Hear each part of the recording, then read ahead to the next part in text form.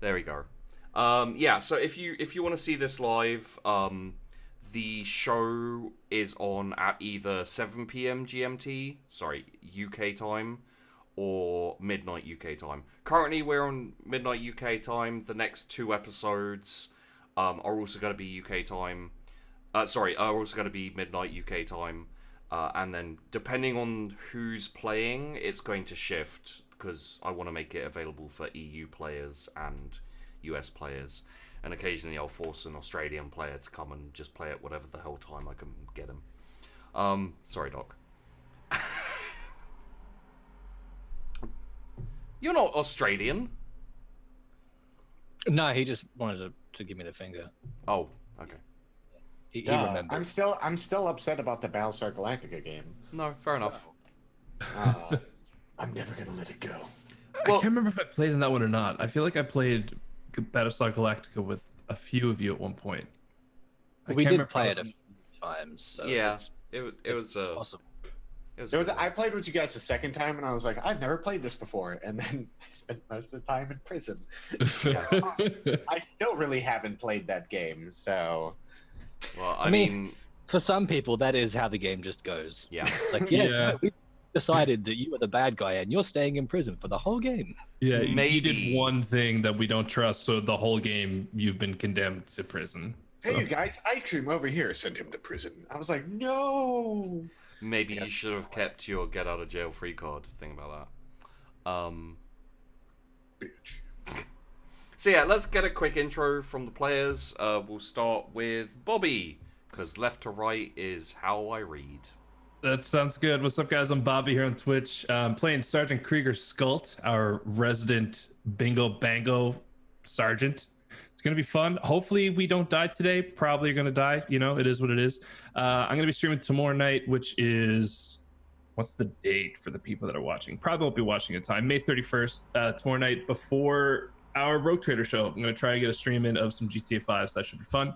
Nice. Yeah, so let's get this going. And I really don't want to die, so I probably am going to. Yeah. That's what happens. You could pull a Doctor Who and just be like, I don't want to go. And then you blow yourself up. I might do that. We'll see. And Loke. Hi, I'm McLoken. I do a lot of things on the internet. By a lot of things, it means I'm fucking around working. Hi. You guys can follow me at twitch.tv/McLoken or follow me at McLoken. I do GTA 5 RP. If you see me and it doesn't look like I'm paying attention right now, I'm writing up a case notes on a victim or a suspect I arrested yesterday.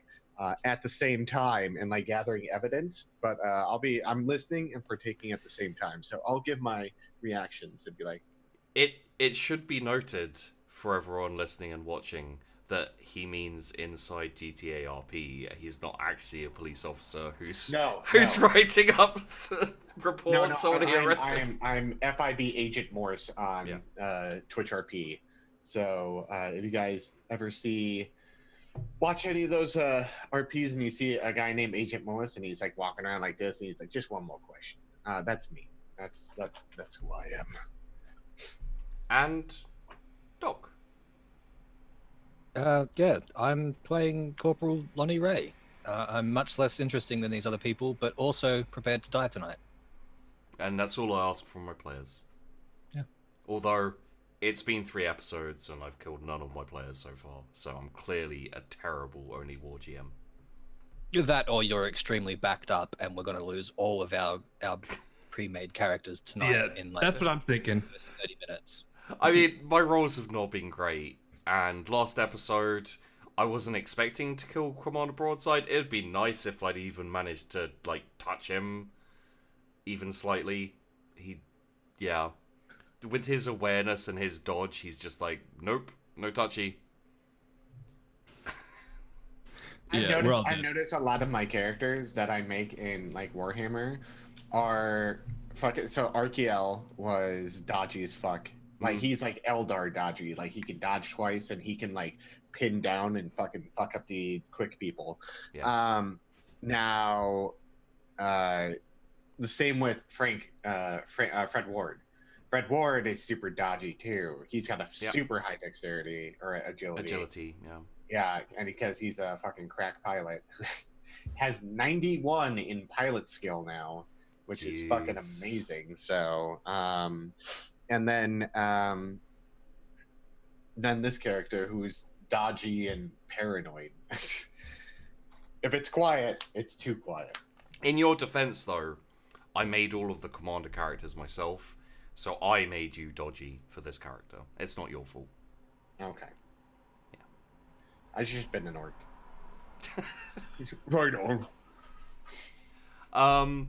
And yeah, if you wanna, I GM a lot of 40k. If you want to see me doing other 40k shows, I am currently GMing 4 of them on Tuesdays, Wednesdays, Thursdays, and Fridays on different channels. I'm sure one of my mods will chuck that up there. And yeah, I think let's get into it and let's find out whether at the start... Oh, the Grey Knight incident. The Grey Knight incident ended... Well, the episode of Dark Heresy where the Grey Knights had appeared had the main character, Scradicus, he cut a hole open in reality and let a Lord of Change out, who proceeded to destroy the Grey Knights, and then he was recruited for Tzeentch, and he's now an undercover agent in the Inquisition. Question. Mm-hmm. A Lord of Change, is that like the thing that runs the little coin-operated machines that you dump your coins in and gives you money back, and it like lives in your sofa? Do you know any of the greater demons, like Bloodthirsters or Heralds of Slaanesh? The correct answer is no. This is a trap. How is this a trap? Because this conversation is going to go on for 3 hours just on one subject. Yeah, that's true. Well, no, it's more a case of, do you know any great demons? No, my lord. I've never heard of them. Oh. No, my lord. Demons? What are those? I'm an honest Imperial Guard trooper. Exactly. I'm going to go pray now. That's tomorrow. Oh, Urkel, can you chuck up the commands for the other shows I'm in, or the other shows I'm GMing? So yeah, you guys can see those in chat if you're interested in any of them. We have Rogue Trader, Dark Heresy, Only War Today, and Rogue Trader. Again, there's a Rogue Trader tomorrow, The Breach. It's going to get interesting because Meta's character fell asleep before I managed to do demony things. So now Meta gets demony things instead of Ali, which is going to be fun.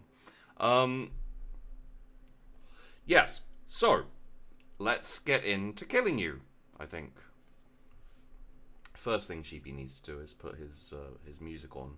And I think the one called Dark Marching Death is probably the most appropriate here.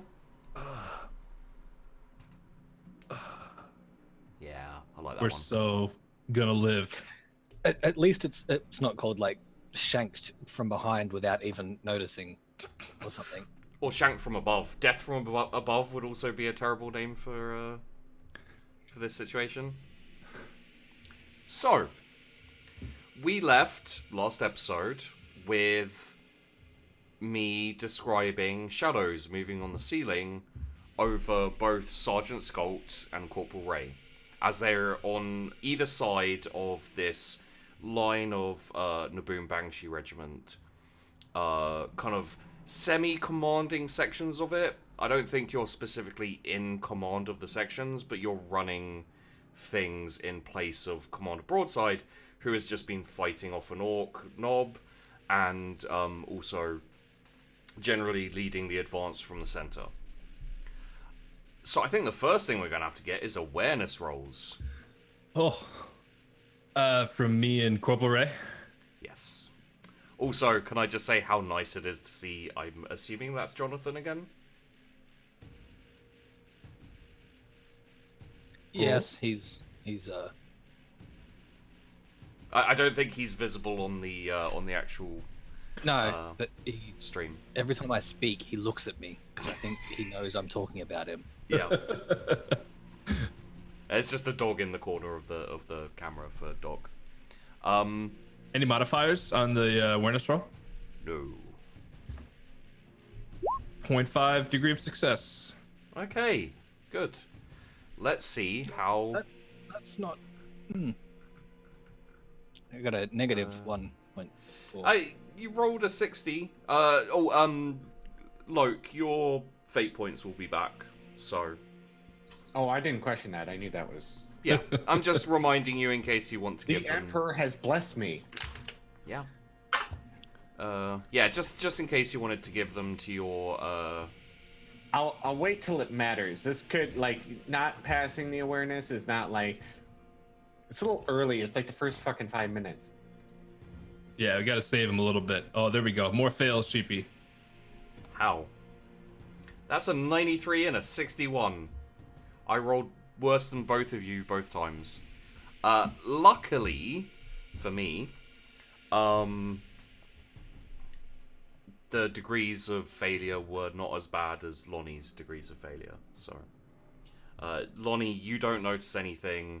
Sergeant Skult, I think probably there is maybe like a little bit of rock lands on your shoulder, and you look up. You see an orc of some kind. Okay. On the ceiling. How far is the ceiling? Like, how high is the ceiling? I think I said it was about 20 meters last time, if I remember so correctly. It's kind of high, but it's not it's not as high as I was picturing. Yeah. So I would have already had my weapon out. My my lasgun would already be out. So the second that the rock falls on my shoulder, and because I'm from Naboo, I'm so twitchy, I instantly look up with the gun. Yeah. And I see the orc, and I open fire right away. The orc is also going to drop down on top of you. So That's fine. This will be initiative roll, I feel. Oh! Okay, I got some extra bullshit for my initiative. I gotta just double check. Go through it. You get quite a lot. I think we have a handful of things for initiative. It's like 3 or 4 different things that affect it. We have lightning reflexes, which let us roll twice and we take the higher. We get a +2 base to our initiative from paranoia. Yep. And we can use our perception bonus for initiative. So perception bonus plus the +2 from paranoia, and we can roll that twice. Yeah. Okay. I believe this would also be a surprise ambush, right? For a rapid reaction agility test to avoid a surprise/ambush. It will be for you.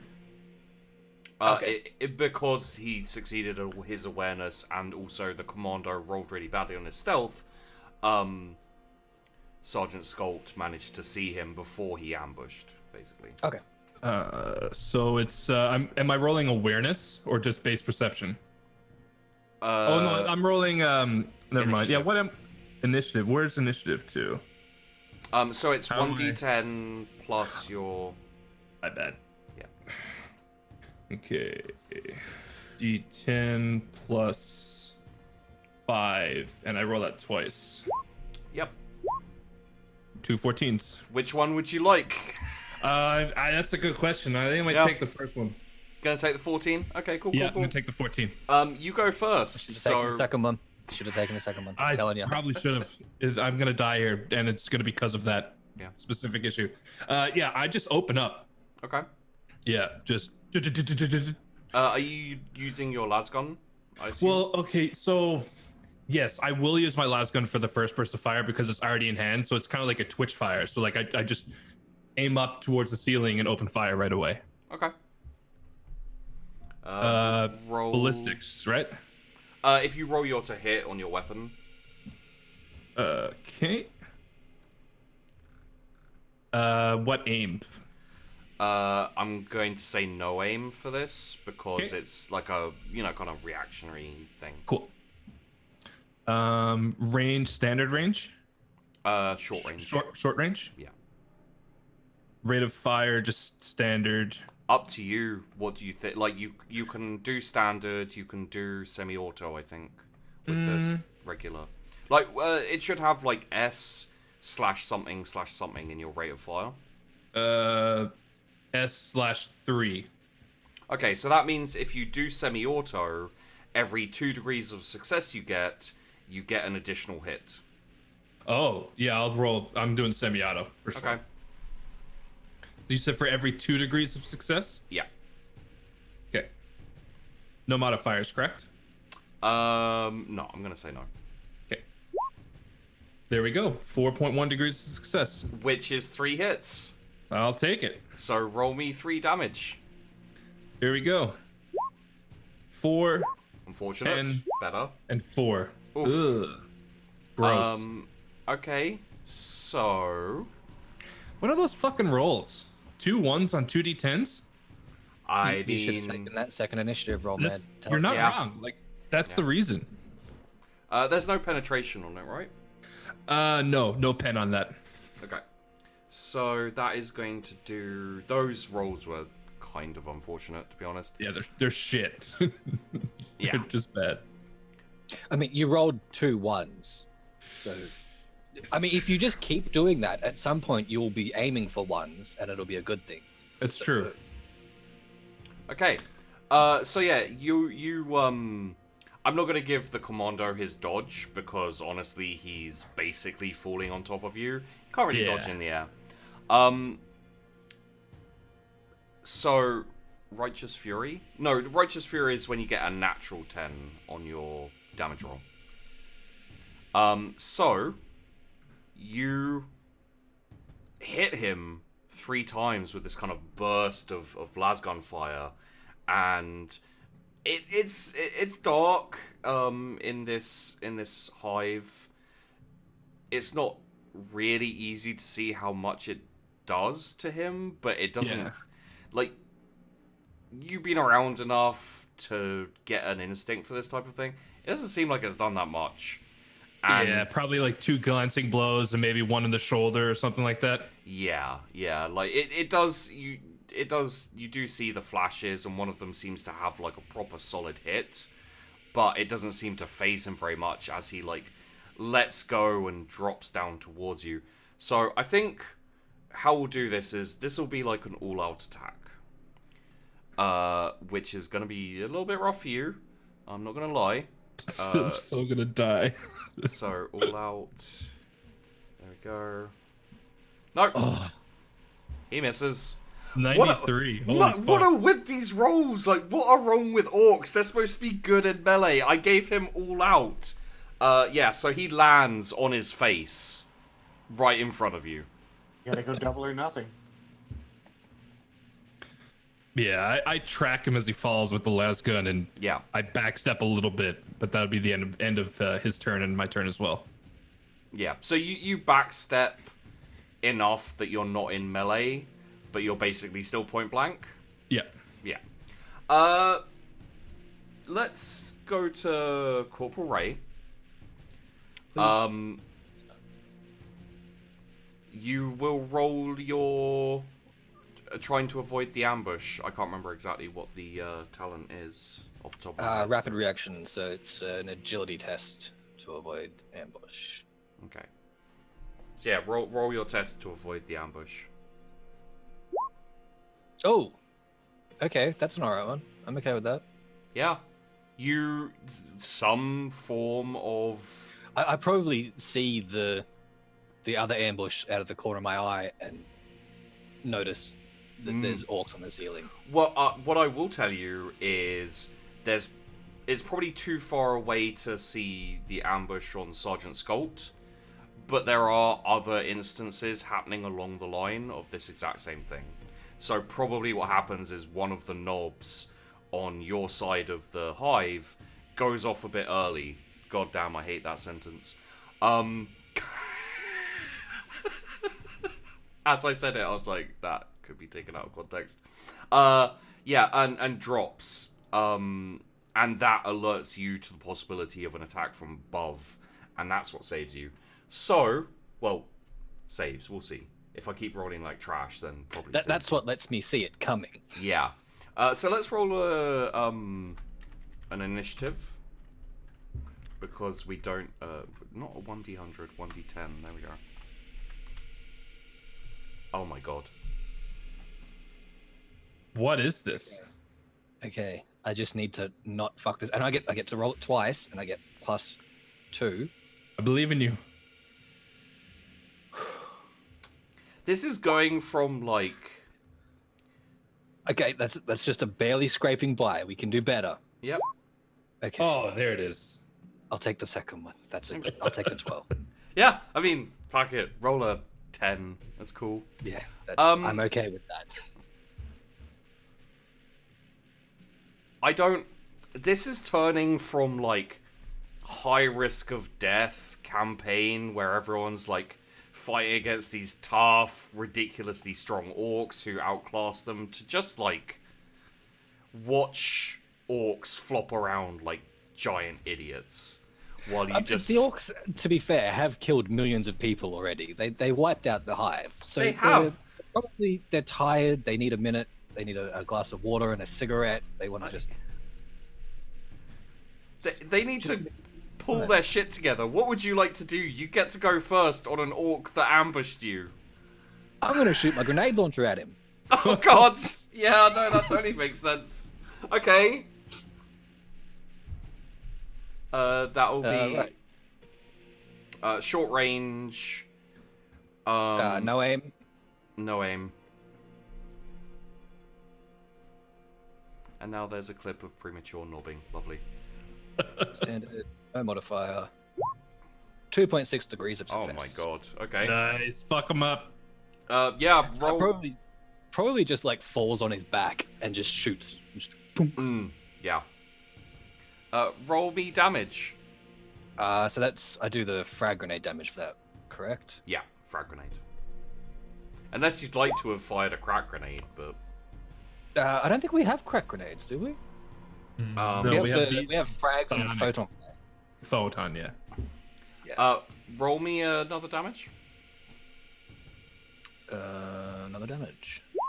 15 and 11. Okay. Noted. No pet.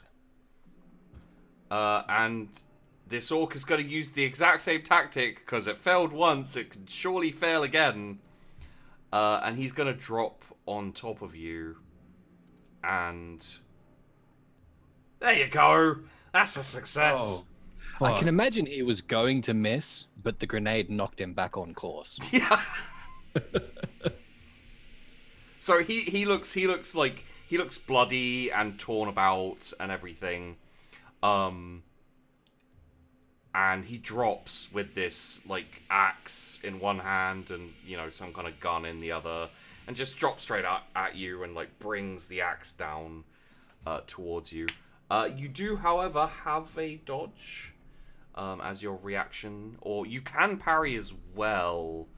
Although I believe that would probably be worse than your dodge, to be honest. I think it would be a -10 as well, unless you have like a melee weapon.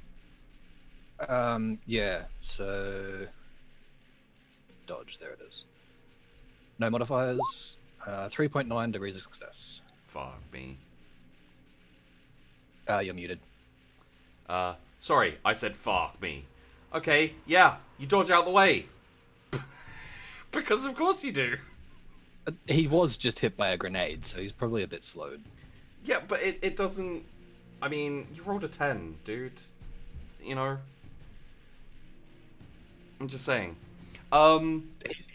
He's absolutely going to end up killing all of us by the end of this. He's just gonna be like, right, there's a fucking killer can.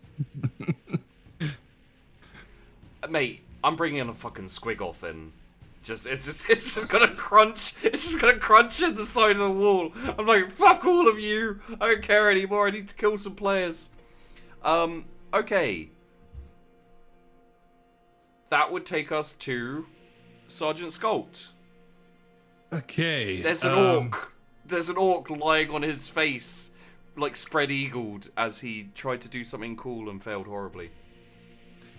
I am going to just keep my. Actually, you know what? I'm gonna I have both the flamer and the las gun holstered over my shoulder. Yeah. So I'm gonna put my las gun down. I'm gonna pull up the flamer, and as I backpedal, I'm just gonna squeeze the trigger and just light this thing up. Absolutely. You won't be able to aim again, just for the Okay. record. Yep. But you are at point blank. Also, incidentally, you're not in melee either, Corporal Ray, but you're probably about point blank range as well, just so you know. Yep. So rolling with point blank. Yeah. Okay. Rate of fire, just standard, I assume. Is there any difference? Yeah, that's just standard with this. Yeah. The modifier, 4.7 degrees of success. And because he did an all-out attack, and he failed horribly, and so many other reasons, mostly he deserves it at this point. Roll damage. He can't dodge or anything. 11 damage with 2 pen. 11 damage with 2 pen. Okay. Yeah. And as I'm squeezing the trigger and like just covering this thing with flame, I'm backing up and just let him have it, men. Okay. And I'm consistently backing up as I'm holding the flame on this thing. All right. And that will set him on fire as well. Okay. So. Okay. Yes. Then it is. Roll me a d10. Bobby. Okay. Just flat D10. Yeah. 9. Oh, okay. Is that flame damage? The burn damage, I think. No. This was like, because you instructed your men around you. Roll me. I think we'll say like a command in this instance, but like a +20. Okay. A 3. Is that how many of our troops heard him and then turn and shoot at the orc? I fucking hope so. It's like this orc just falls down, lands on its face, and then everyone just turns and fucking lights it up. It's like a scene Attack of the Clones.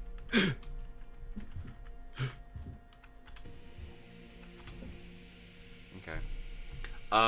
Roll me also 3 damage for your last gun. Okay.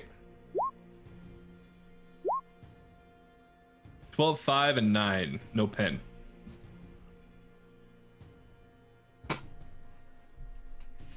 He's dead, isn't he? Yeah. So as you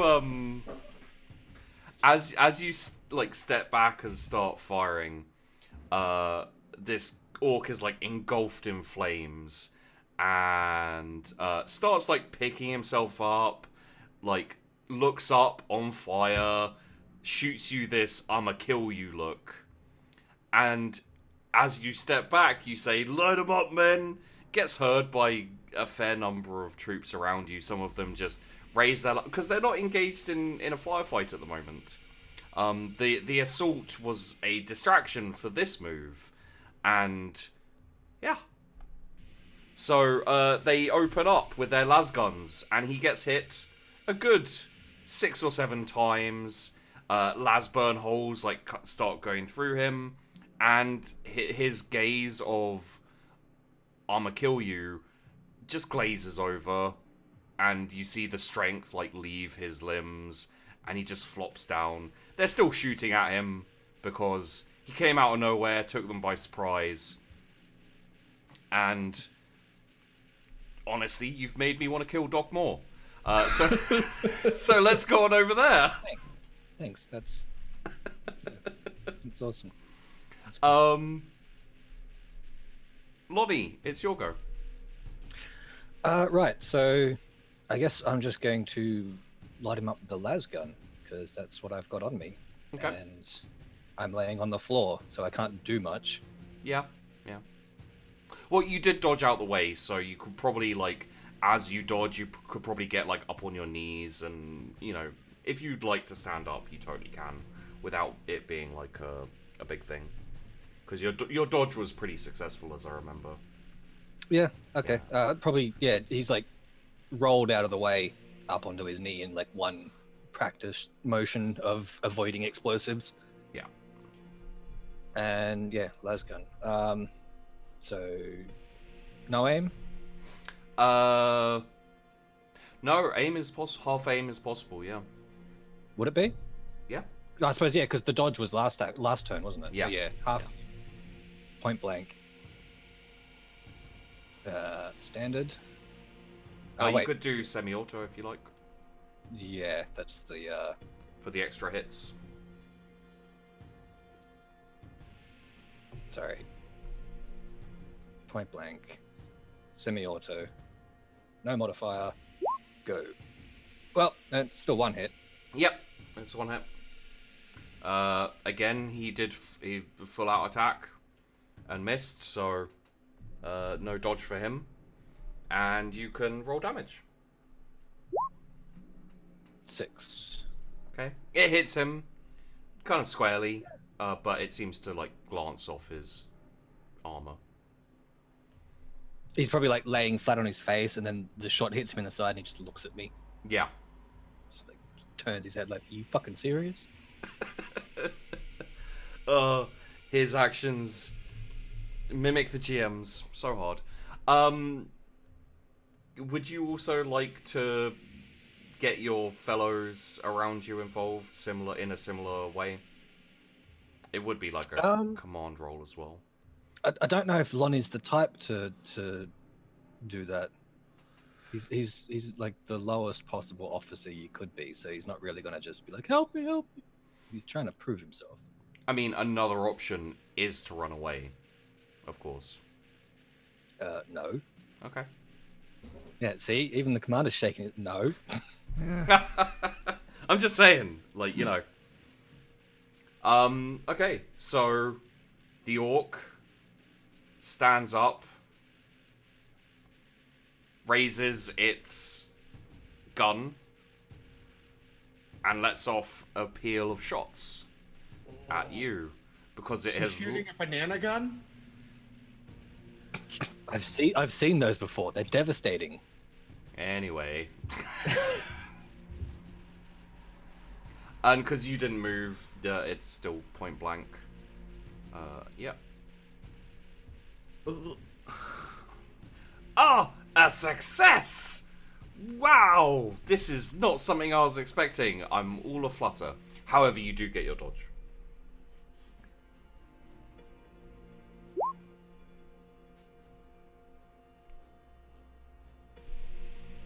Bye, bitch.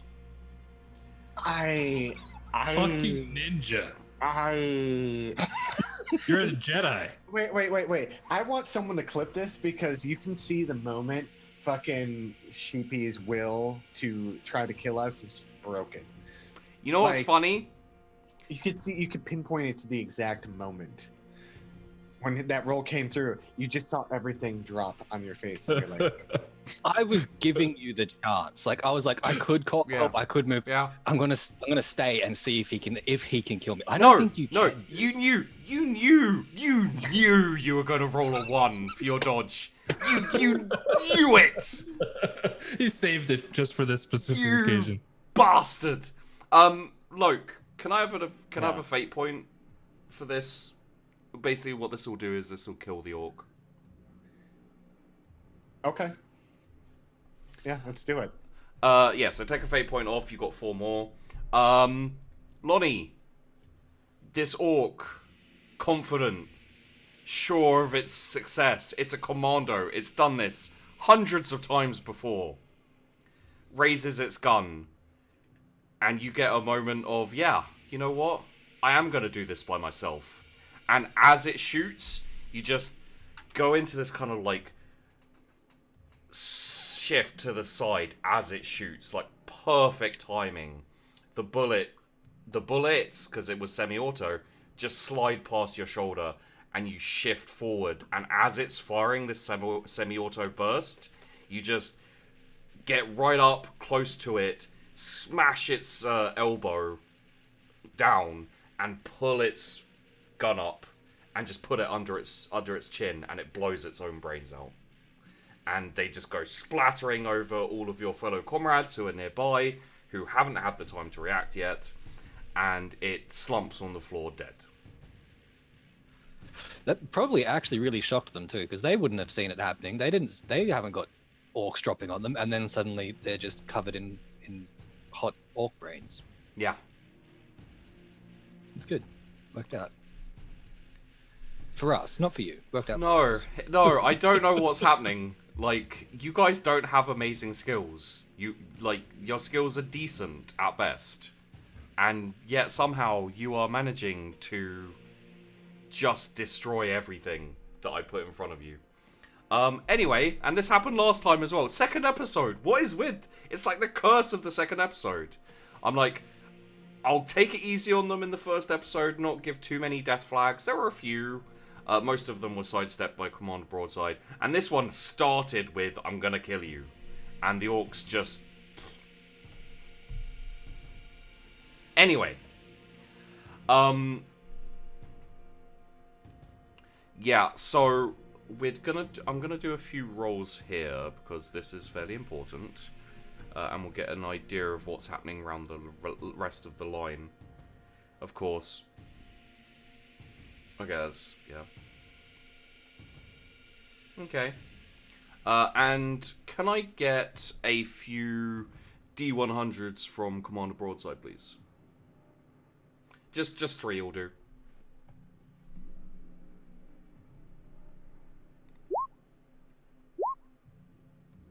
Okay. Not good. And then I'll just do a few of these.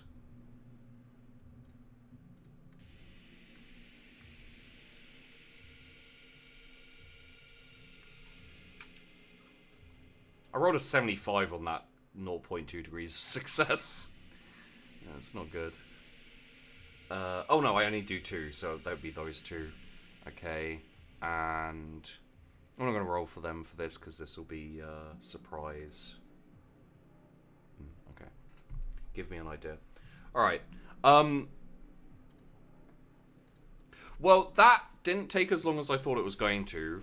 I thought there would... Like, once you guys saw the attacks and kind of got away from the surprise aspect of it, I thought you were going to, you know, have a bit of a brawl on your hands for a little bit, but Sergeant Skult managed to bombard the orc after setting it on fire, and then Corporal Lonnie's just a dick.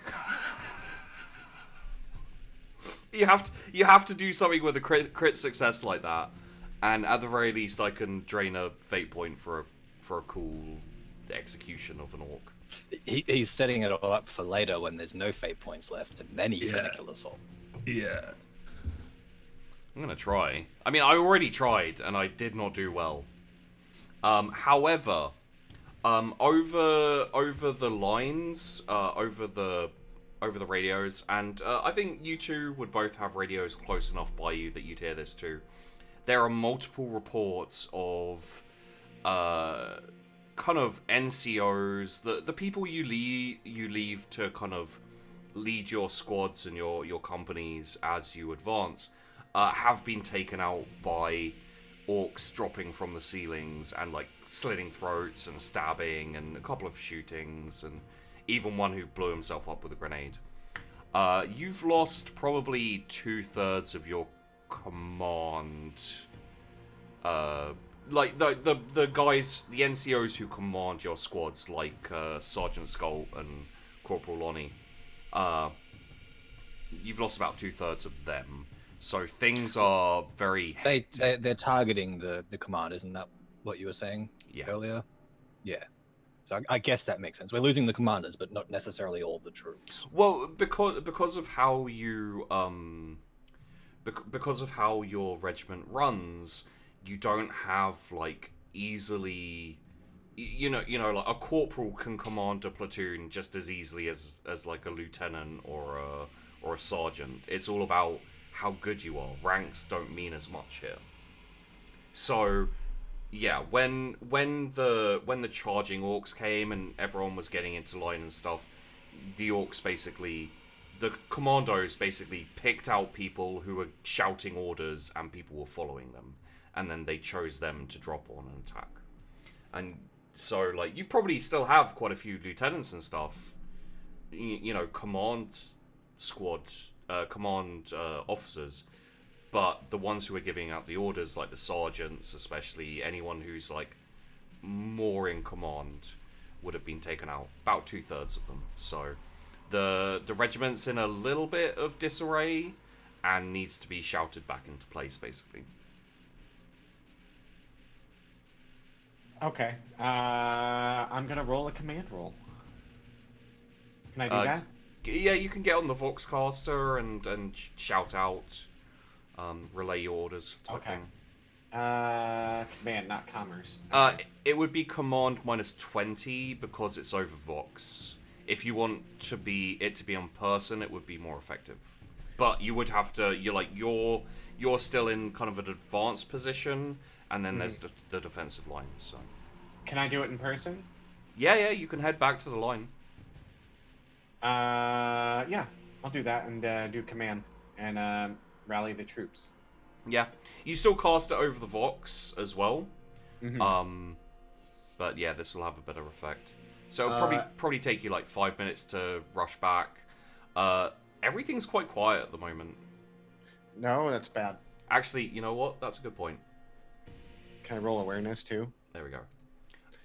Everything's quite quiet at the moment. Like after that attack, there was like some static gunfire, some like shouting and that kind of thing. And let me roll the command, and I want to roll awareness at the same time.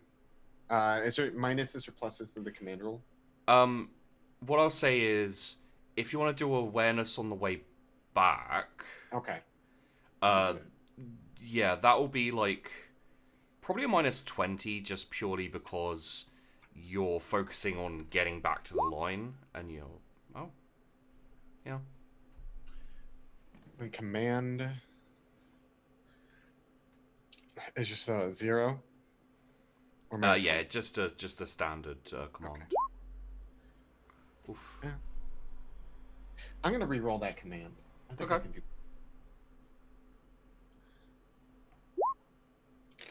All right. Oh. No one listens to me. Bit your tongue. Welcome to my world, mate. The world of failure. It's nice to have you here. Yeah,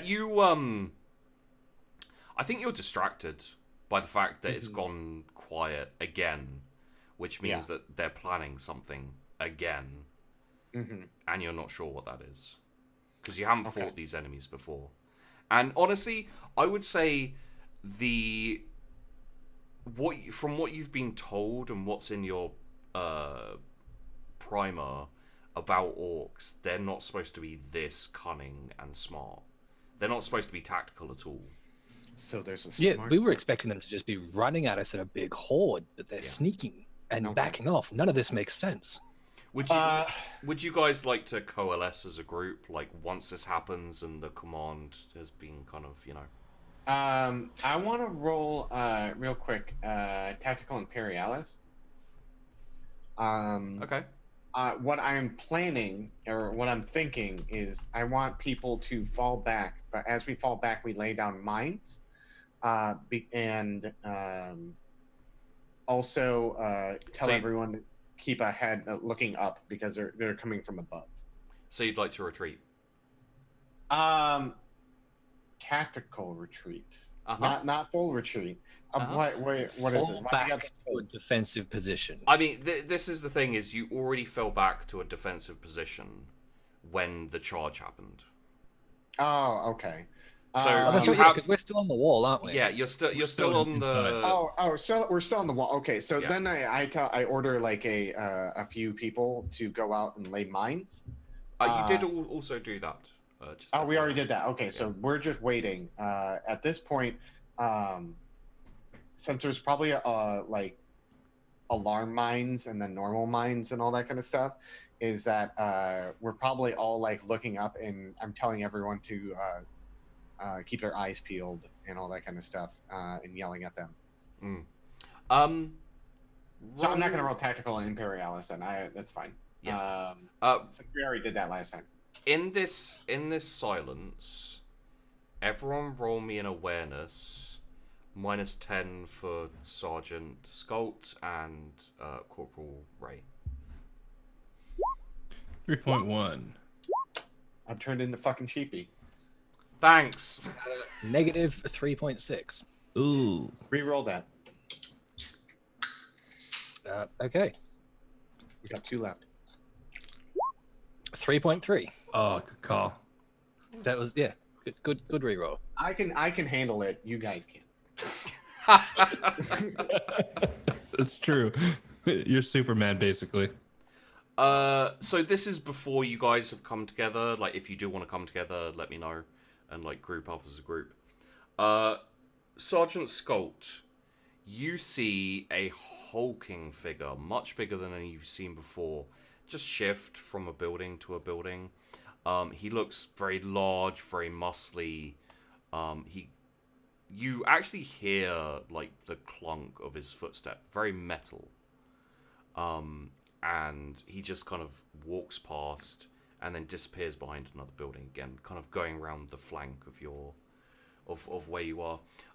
Corporal Ray, you see this would be smaller, like you don't have a comparison, but maybe even a bit smaller than the maybe a bit smaller than the knob who attacked you from the ceiling. He doesn't make any noise, but you see like an outline of him with this kind of slightly longer gun than you've seen on any of the Orks or Gretchens so far. Actually, it's the only thing you notice about him that's obvious, because it's like shiny and, you know, the light like glints off it slightly. And then he again like shifts behind a building going around your flank the other way.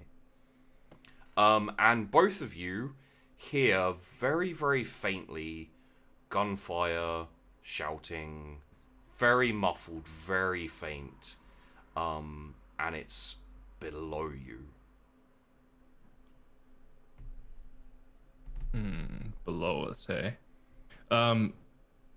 How far away was this creature, this giant orc, I'm assuming, shifting between buildings? Out of gun range, because like you've destroyed the first couple of the first couple of kind of lines of buildings that you blew up goes to about 120, 130 meters, and then it's kind of past that. I mean, technically speaking, you can still take shots at them. That's a beautiful dog.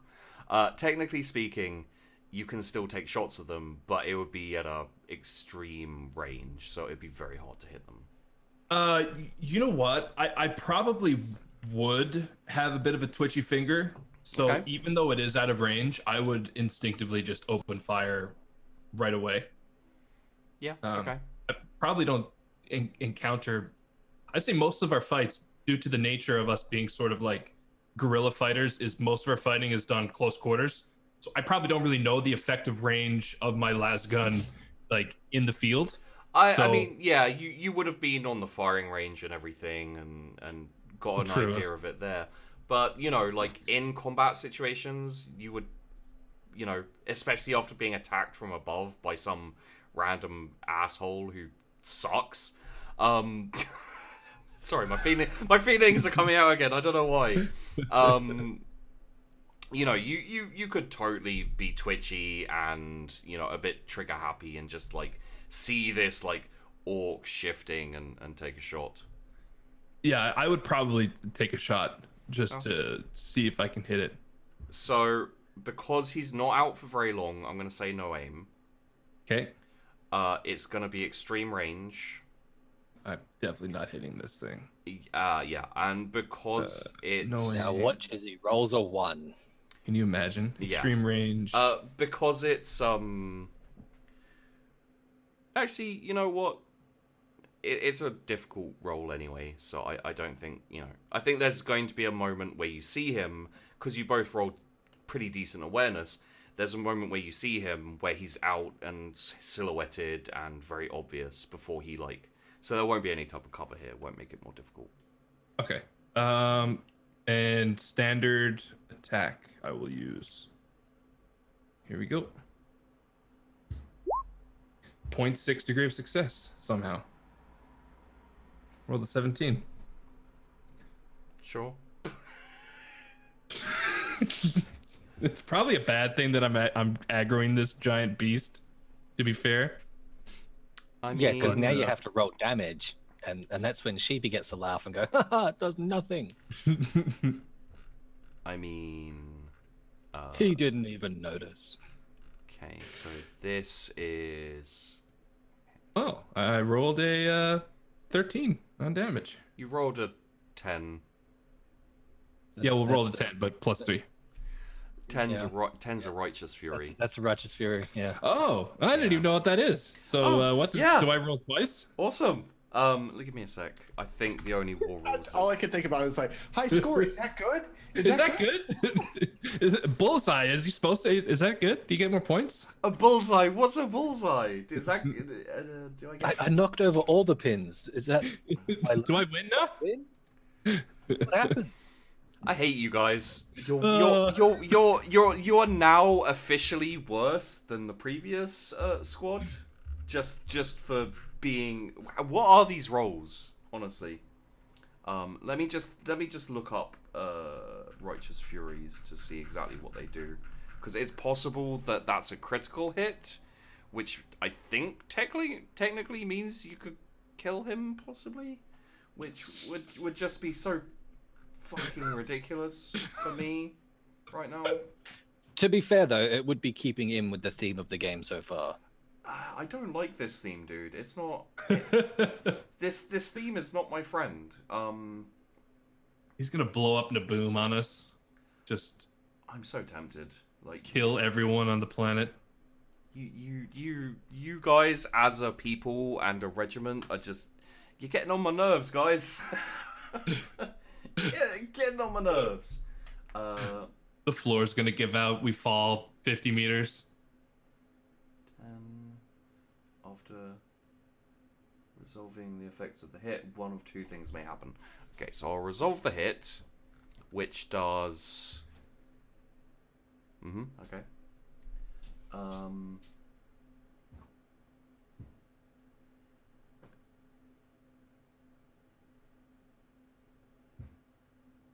Roll me a 1d5.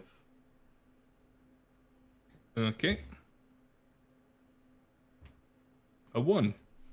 That's either good or bad. I think that's bad for you.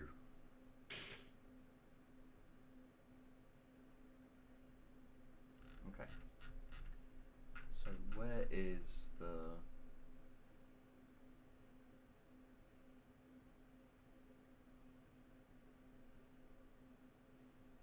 Oh, also, for the sake of this, roll me a d100. Okay. 28. 28. Okay, so that's where it hits. This is the kind of thing that makes these rulebooks really annoying, is they go heavily into the details of critical hits, but the critical hit chart is somewhere completely different. And I have to... Okay, here we go. So, oh yeah, it's this. So you rolled a 1, correct? Yes, I did on the D5. So, your shot,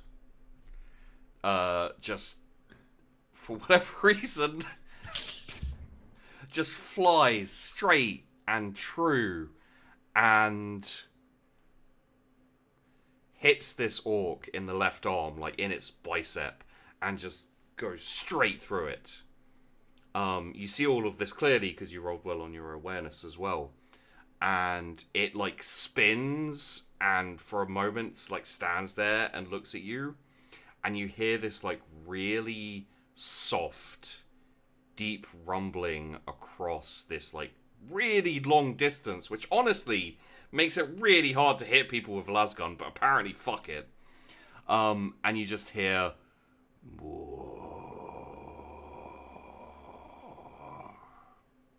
and then it clumps off along the thing. And you don't know this as a character, as a player, I'll tell you this. He gets minus 30 penalty to tests with his left arm now.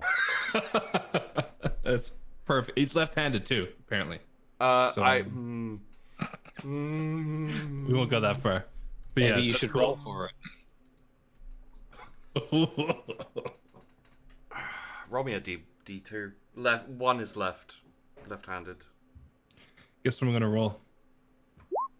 Shit. Yes! It's so little, but it's a victory I can savor.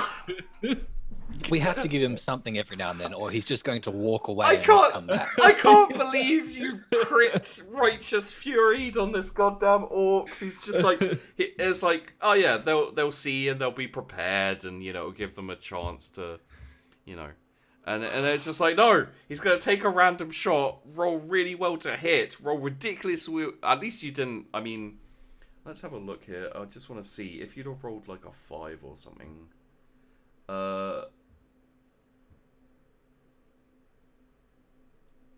Yeah. If you'd have rolled a 5, you'd have stunned him for a round, and the arm is useless until he receives medical treatment. Oh.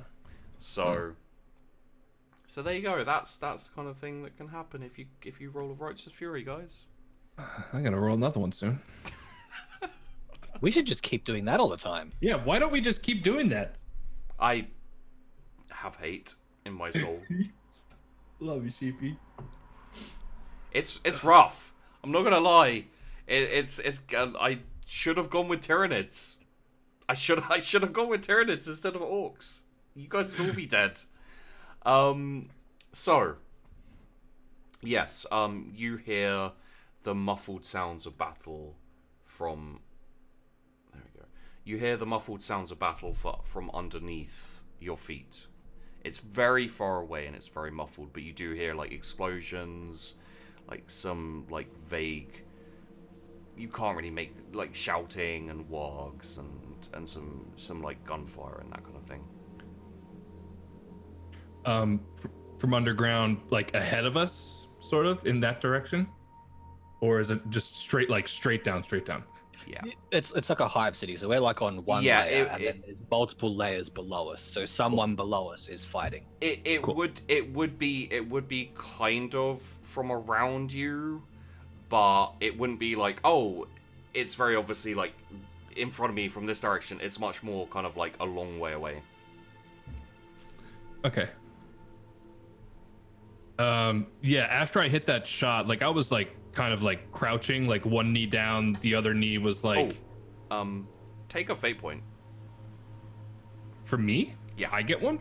When the regular troopers do something incredibly impressive, Doc, also take a fate point for your dodge roll and execution. Oh, I feel like he's giving us false hope here. I think Yeah, that's he's what this setting us is. up. He's setting us up. It's gonna be like honestly, even before you guys just fucking heroed my plans, it was gonna be rough anyway.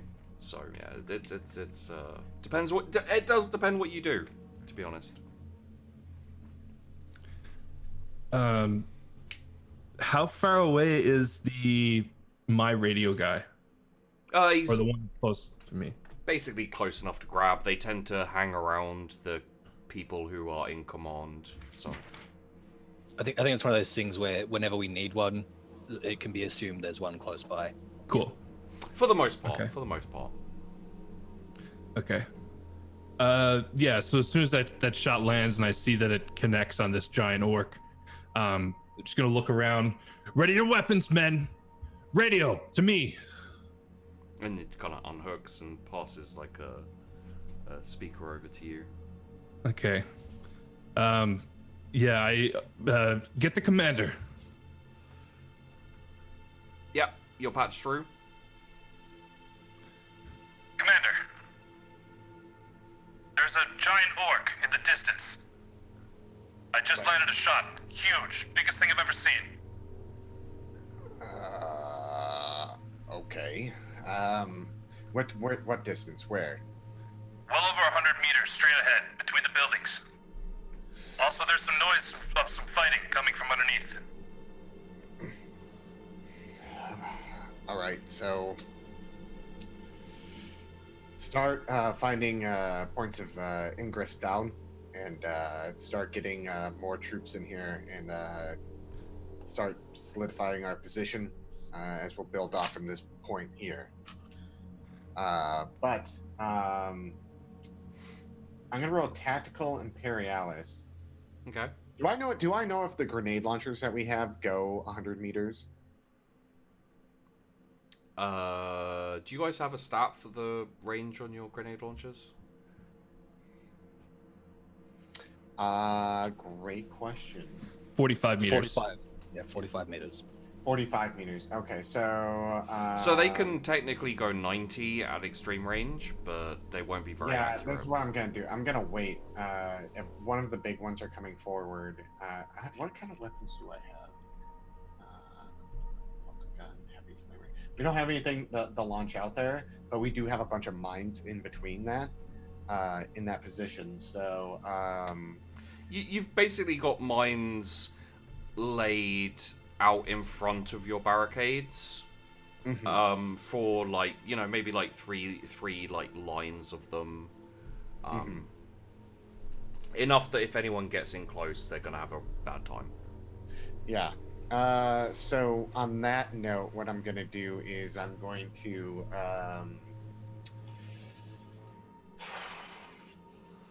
hold position. And let people scout out and find ways down, but also getting the troops that are landing outside in here safely and securely. And then we're going to work on pushing forward and getting to a good position. Okay. Yeah. So basically solidify defenses for now and hold for charge, or, you know, like hold for counterattack kind of thing. Yeah, let me roll Tactical Imperialis just to see how well. And can I roll Command as well? You can roll command. What are you wanting to do? Because I'm ordering people around, I figure I want to re-roll that. Yeah. Okay. Okay, we got one left, and it's gonna be rough. Okay, there we go. And I just want to see how well I command them. I'm not doing too well. You did just, you know, single-handedly kill an Ork Knob commando.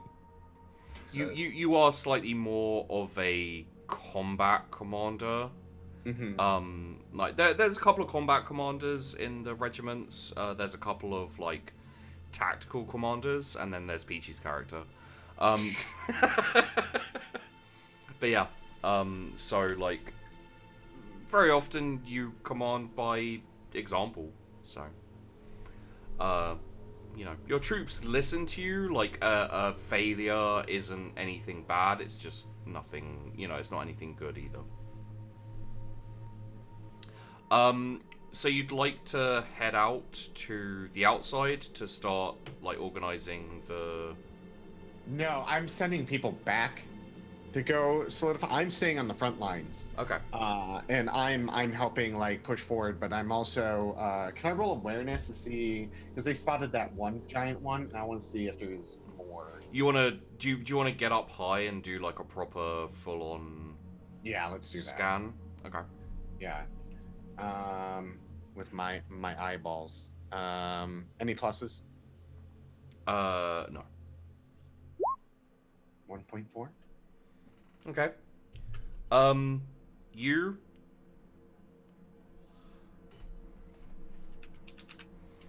hear the sounds of distant battle. It is still deathly quiet. You don't hear anything out in this like level of the Hive City. You hear, you can tell it's down below you somewhere. Like the sounds of explosion, they're sporadic. It, you know, and actually you know this being like a city fighter and part of a, you know, commander of a city fighter regiment, and with your Tactica Imperialis, this sounds like brief meetings of small squads engaging in combat and guerrilla warfare, like, you know, hit and runs and all that kind of thing.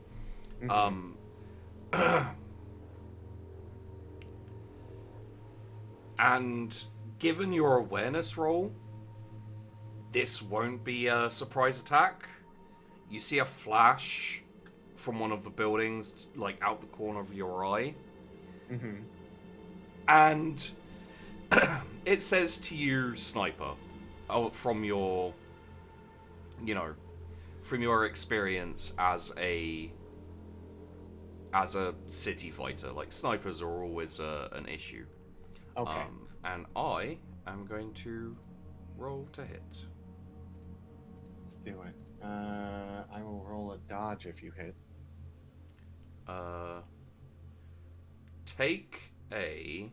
It's going to be that, yeah, and it's going to be that.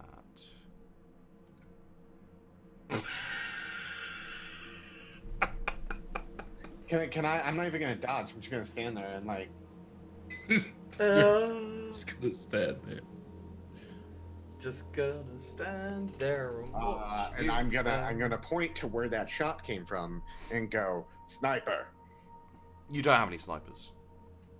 No, No, I'm he's yelling just towards pointing the at like, sniper. oh look. Oh, Sniper. right. Guys, sniper. It's- Sniper, take down that building. That's what we do. Yeah. That's perfect. There's a sniper in that building. Destroy the building. Roll me a D100. The building crumbles. You got the perfect roll. Oh. Okay. A las kind of static like las cannon type, like, because you managed to set up some defenses here, and you've at this point you've like dropped down the kind of support section of your regiment that you wanted in like the 6th and 7th waves. The rest are holding still. Just FYI for your command. So you can call in more of your regiment if you want. I think that is definitely something we want to do. Yeah. Let's call them in. Not all of them, because we have the engineers out there. So I have a group protecting the engineers, getting that established. So they're making their way in. I think what I'm going to do is start sending scouting parties out to start destroying buildings that are have a shot into like. If they're trying to create a kill box, let's prevent them from getting a kill box going and using rubble to our advantage. Yeah. And then start using guerrilla warfare and spreading out, and then keeping like the commanders here, and then or sending people out. I'm like directing people, and then the big one that was spotted out there. It's on the left of your line. On the left, okay. I'm gonna send one person out. My sneakiest person to go out there and get recon. Okay. And then make their way back. Yeah, this just have him take a radio and have it on at all times, so if it does suddenly, I will hear it. Just leave the channel open, yeah. So this where you got this flash, like the las cannon aims at the building, like big beam of light of energy like shoots out, destroys the building next to it. And you call up to your regiment, like your kind of I assume one of your like right hand men basically, and instruct them to cool down. I'll give this off your Tactica Imperialis as well. Like the more troops you cool down, the harder it is going to be if you decide to extract. Just FYI. Yeah, that's why I'm not calling all of them down. I'm just calling people to help with the losses that we had. So maybe like a few, like a company, and then would you like to call in some more commanders? You know, like solid squad leaders type. Because you did lose like 2/3 of your yeah. But just keep in mind, like, if they also get taken out, I mean, you're gonna start running out of people who are like solid commanders or squad leaders. Probably not as many commanders, but I am getting some commanders down there. Just enough to lead decently. Yeah. Okay. Yeah. That all happens, and I think probably like as you're setting up the sorry, I need to grab his name because I can't remember off the top of my head what his name is. There we go. Okay. As you're like setting up the defenses and starting to prep, you wanted scouting teams to go out, and then one particularly stealthy guy to head off to scout where the big guy was as well, yeah? Yeah. And then see what's going on out there. Okay. So yeah, as you're doing that, your Vox operator, like, kind of tugs on your sleeve as you're like standing there out in the open. No fear, because, they've tried to kill you like 3 times now through surprise attack, and it just doesn't work because they roll like suck. crap. Thanks. I didn't look properly. What did I roll on that to hit? Terrible, I think. 96. Yeah. Oh. Does something else happen? Yeah. Yeah. Something else happens. Okay. So that's gonna change what happens slightly. Sorry. Okay. Narrate for me, baby. Just. You see a flash, and you like tense up, ready to dodge, and then the building explodes. Take down that. Oh, never mind. Never mind. I think the last gun does still shoot and miss and everything, but yeah, the building explodes. Cause fuck you, Orks. Just accepted it by now. Yeah. I was like, I failed, and I know that guy has pretty good shooting, like ballistic skill. Did I fail really badly, like a crit fail, and does his gun blow up? Yes, it does. All of the above. Orks don't have snipers. This is the closest they get to snipers, and he's got a decent range on him, but he still managed to disappoint me to the extent of which they can disappoint me. Doc, just so you know, I went and looked over the shot I made with the sniper. It was gun. Yeah. No, it was the snaz gun. It was a crit fail, so the gun So it just like exploded. exploded in his hand. Yeah, as an Yeah. orc, it's expected. And the building, like part of the building exploded as well. Like the same thing happened with the last gun and everything. So what actually would have happened would have been the commander went sniper, and then the window just blew out Yeah. as he pointed at it. Yeah. Yeah. Very effective, man. Yes. My finger of doom. I have telekinetic powers. What have I become? So yeah, it just compounds on my shame and failure, to be honest. Where were we at? Oh yes, of course. My failure and shame. So you get the Vox operator hands you the speaker phone, whatever is used for the Vox, Bingo bongo. and says, "Commander, Lord General Nihilium for you, sir." Okay. Put him on. And he hands you the thing. Okay. I already thought I grabbed it when bingo bongo. Oh yeah, okay. Yeah. Bingo bongo. Excuse me. That's our call sign. Oh, yes. Commander Broadside. I was requesting a sit rep on the invasion. We're invading. We're still invading. We How- have a foothold within the Hive City. How far through the Hive City have you gotten? We're on the first floor. We've been here like an hour. Probably closer to like 2-3 hours. We've been here maybe around 2 to 3 hours. We've met some forces and we've been taking them down. We've lost about 2/3 of our people, but getting more reinforcements here, and then we're going to start making our way downwards. Our projections indicated you should have cleared the Hive by now.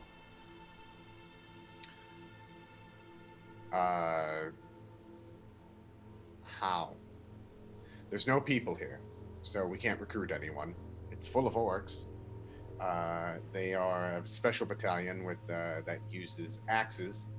They have a symbol that are 2 cross axes with a skull on the front of it. They seem to be specialists of some sort, and we're making our way further and further down. Well, if you're to stick to the plan, you're going to need to hurry up your conquest of the Hive. How much realistically have we captured of the Hive? A About doorway. yeah, Yeah. about a 25th of the Hive, maybe, and that's being fairly generous. Yeah, I can imagine we've got like a street square, like a big crossroad section, and there's barricades at one end and the Hive wall at the other end, So and that's where we Yeah, are. who it's the fuck am I talking to? the Lord General. Is he above me? Oh yeah. Do you remember Yeah. there's that guy Oh, in the yeah, war okay, room? no, he's like you guys figure it out and go from there. Yeah. So I don't even do I even need to make a roll for this? What he's asking is fucking insane. Welcome to the Guard. To your current progress means that you're gonna get bogged down in the Hive fight, and you probably won't make the rendezvous. At like just like a rough estimate of how you've done so far. Mm-hmm. Well, okay. There's no survivors. Can we raise the Hive City? As in, Blow it the fuck up. do you have an Ork Rok on you? Yes, I- we like- do. It's Yeah. above it. It's just there. I mean, you can blow parts of it up for sure, but there's like the best you could manage is probably collapsing parts of the first floor. Okay. But at the same time, like you Because like to clear out a Hive City, like to clear out what they're asking us when it hit for by an Ork Rok, it's gonna take a while. Yeah. So the only other thing I can think of is that we order an aerial bombardment and then start building up fortifications on the outside and then pushing. I mean, yeah, so, and I'm gonna go off your previous Tactica Imperialis for this, just to give you a few ideas and etc. One of the things that was not projected was tactics from the Orks.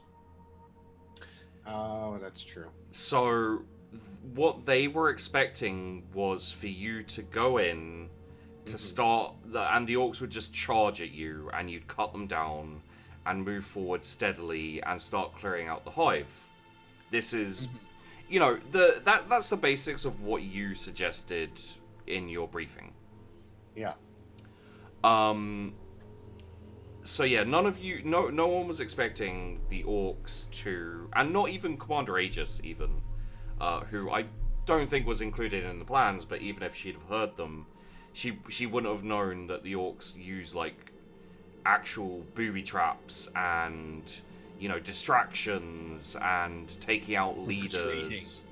Yeah. So regardless of how successful or not they were, that has slowed you down. You know, because like you breached and you moved in and you got to the first barricade, and since then you haven't got past the barricade. Okay. You're kind of still around there. So like, yeah, from the gunfire and the fighting you hear down below you, you can extrapolate that probably what happened when the rock hit, it killed most of the citizens in the upper floors. And anyone who was left alive went into the underhive. And you will know enough about underhives because you're city fighters. Underhives suck. Yeah, They the people are... that went down aren't dying to Orks right now. They're dying to the underhive. Yeah, well, some of them at least, yeah. Probably some of the Orks as well. But like, if they're fighting down there, it's gonna be a horrific time, really. Okay. This is what I'm gonna do.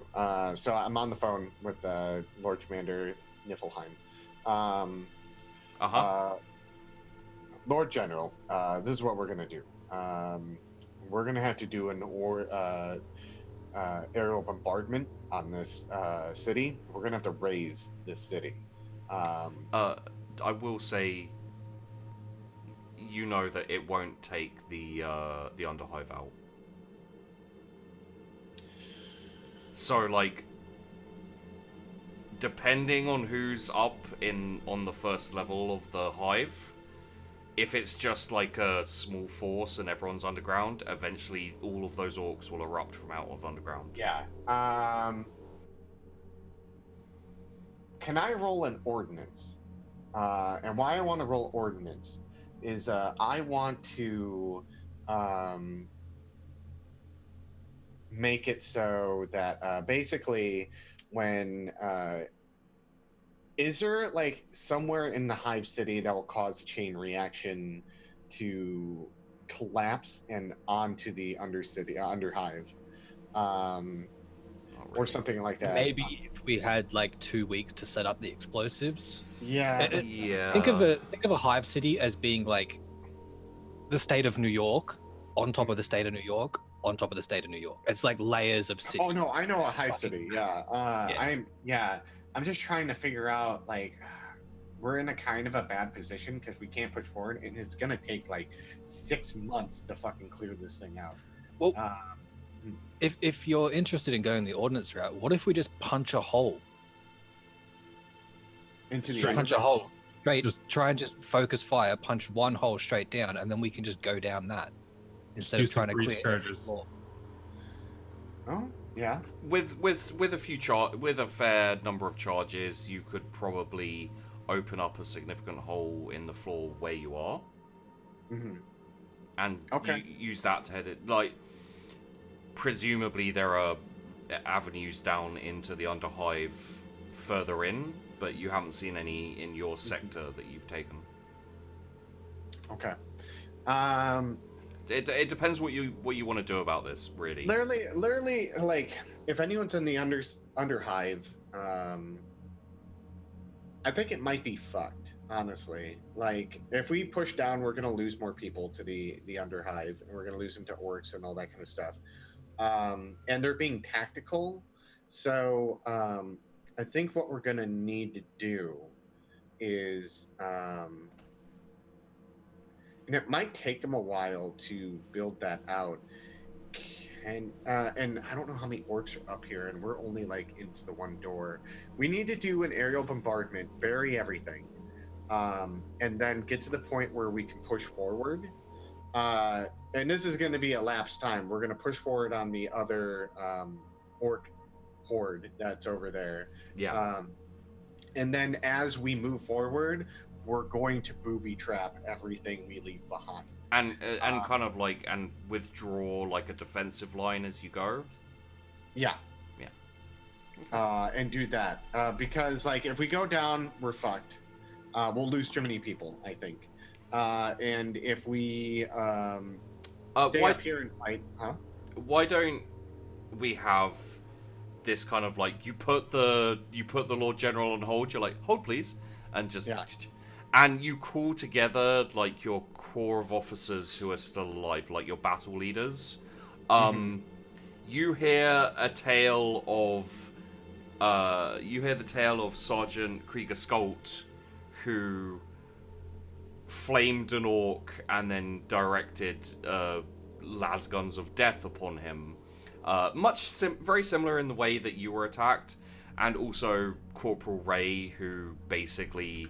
effectively meleeed an orc to death by shooting him with his own gun. Could also say I technically killed an orc with his own gun, which is in itself is an impressive feat because it didn't blow up on me. Well, you used his finger. Yeah, I know, but I was still touching it, which I think orc magic. It's a thing that I would expect to happen at some point. Yeah.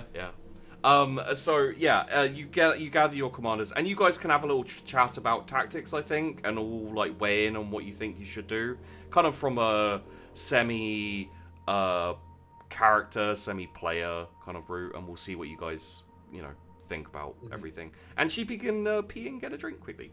So okay, go nuts. He's still listening. I can hear you. Just wait. Once he gets like down the hallway a bit, his headset cuts out. Okay. So how do we beat him? Exterminatus on the Hive City. So I was thinking we just like pour what is it? Pyrotheum, the Imperial Guard equivalent of napalm. Just like pour that down and then light it all and wait. Could do that. Just like not jump down the hole, but like create a hole, and then we just dump a bunch of ordnance down there, and then give it the finger, and then run away. The other thing to consider is there is somebody fighting down there, which means there is a potential to recoup some of our losses. There is obviously somebody still alive, and they're obviously capable of killing orcs. So we could try to push in and meet up with, I'm guessing it's like the local security forces and underhivers that are fighting back. So yeah, let's do that. Okay, so we'll drill a hole. We won't go like far engagement. We'll just go down there, get the people we can. That like only like to an X amount of like range, and then have them fall back. And then what we'll do is that after we get like supplies and people, we'll slowly begin to then do dumping a bunch of explosive ordnance down the hole, and then following with the plan of building up defenses and then pushing the line forward, and then laying traps behind us and all that kind of stuff. Everyone roll me a D100. I'll roll you a D100.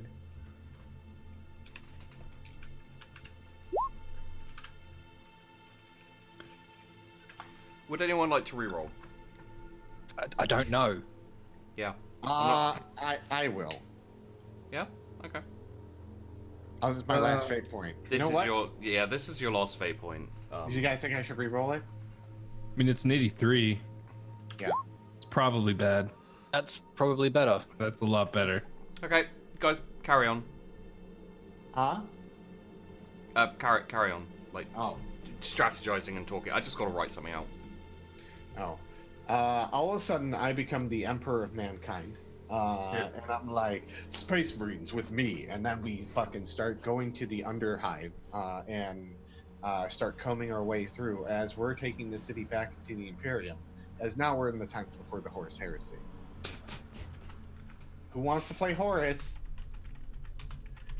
I want to help Horus. Is that okay?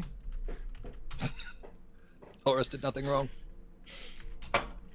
Horus had good ideas. He was trying, okay? He was really trying. He just did the one thing he was specifically told not to do. Yeah. Commander. Yes. I'm curious as to the chances of us getting actual civilians rescued down there. Is it really worth pushing down? We're not going to push down far. Literally, it's going to be minimal troops that because we're still going to be. I'm going to send a lot of you out right now, and if we can get supplies and like sending out little detachments, if they can get people, good. We'll have a point of egress for people, and they can join us. But getting ammunition, ordnance, food, water, everything we can before I order an aerial bombardment on this place to get by us time. It is probably best just to identify if anybody has survived. If not, then we can just blow it all up. Mm-hmm. Maybe like send some probing groups just to scout out and see if there are actual groups of survivors, because the orcs might just be fighting amongst themselves. It has been. They're orcs. They're weird. It's possible, but with how coordinated they seem to be, it's slightly unlikely. Mm-hmm. Plus that big one over there. Yeah, with that, I look up over to where I shot the big guy. Do I see him? 1,000-yard stare off into the distance. Yeah, just the. No, you don't see him. You don't even need to roll an awareness for this. I'm curious as to where that big fucker went to, too. Well, we'll bomb the shit out of it and then hope for the best. I'm just hopefully he doesn't ambush us as we're breaching down to the lower levels.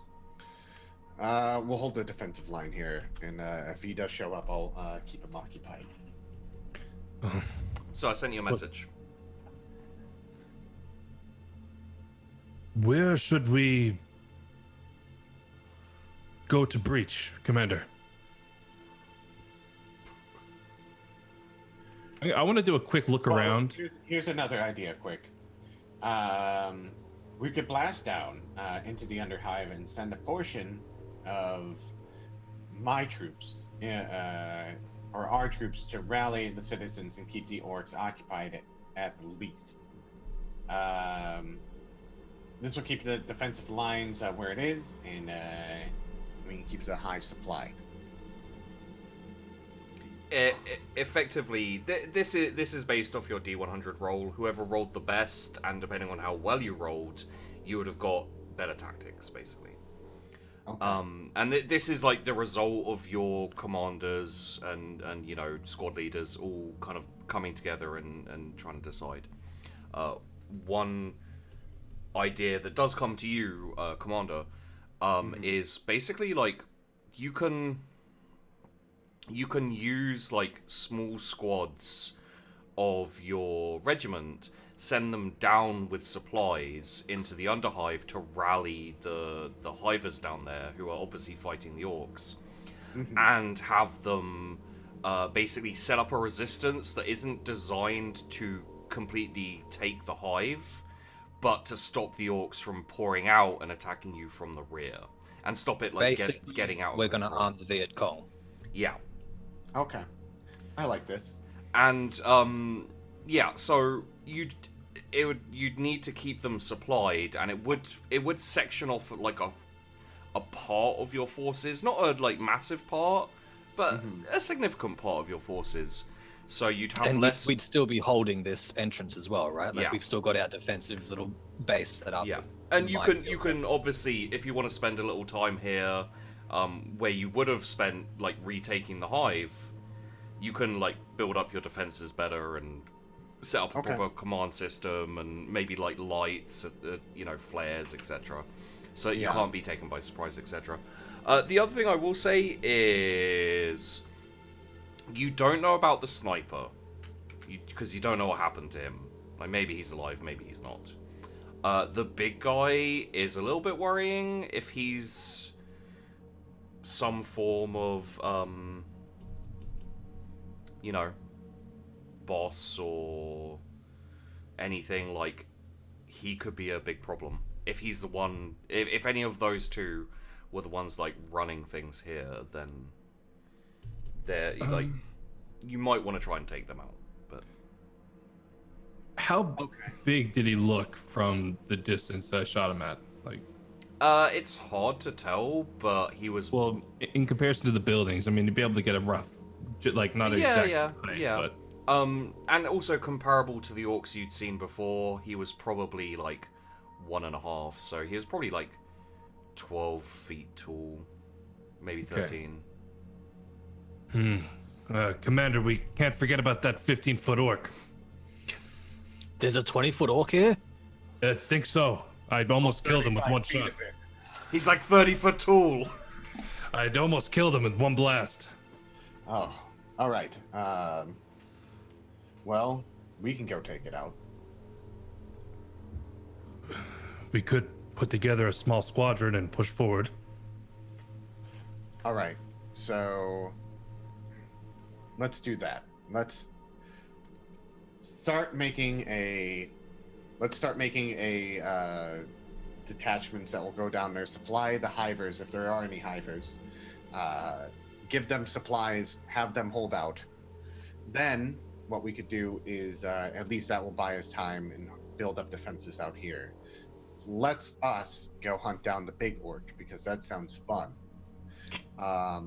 And we'll take a small detachment with us, armed with grenade launchers and our best arsenal, and then see what we can find out there. But I think, and then all the other commanders that are landing down outside right now, I'll have them start building up and fortifying those walls out there to the best of their capabilities and making a base here, fortifying this and as our entrance into the hive.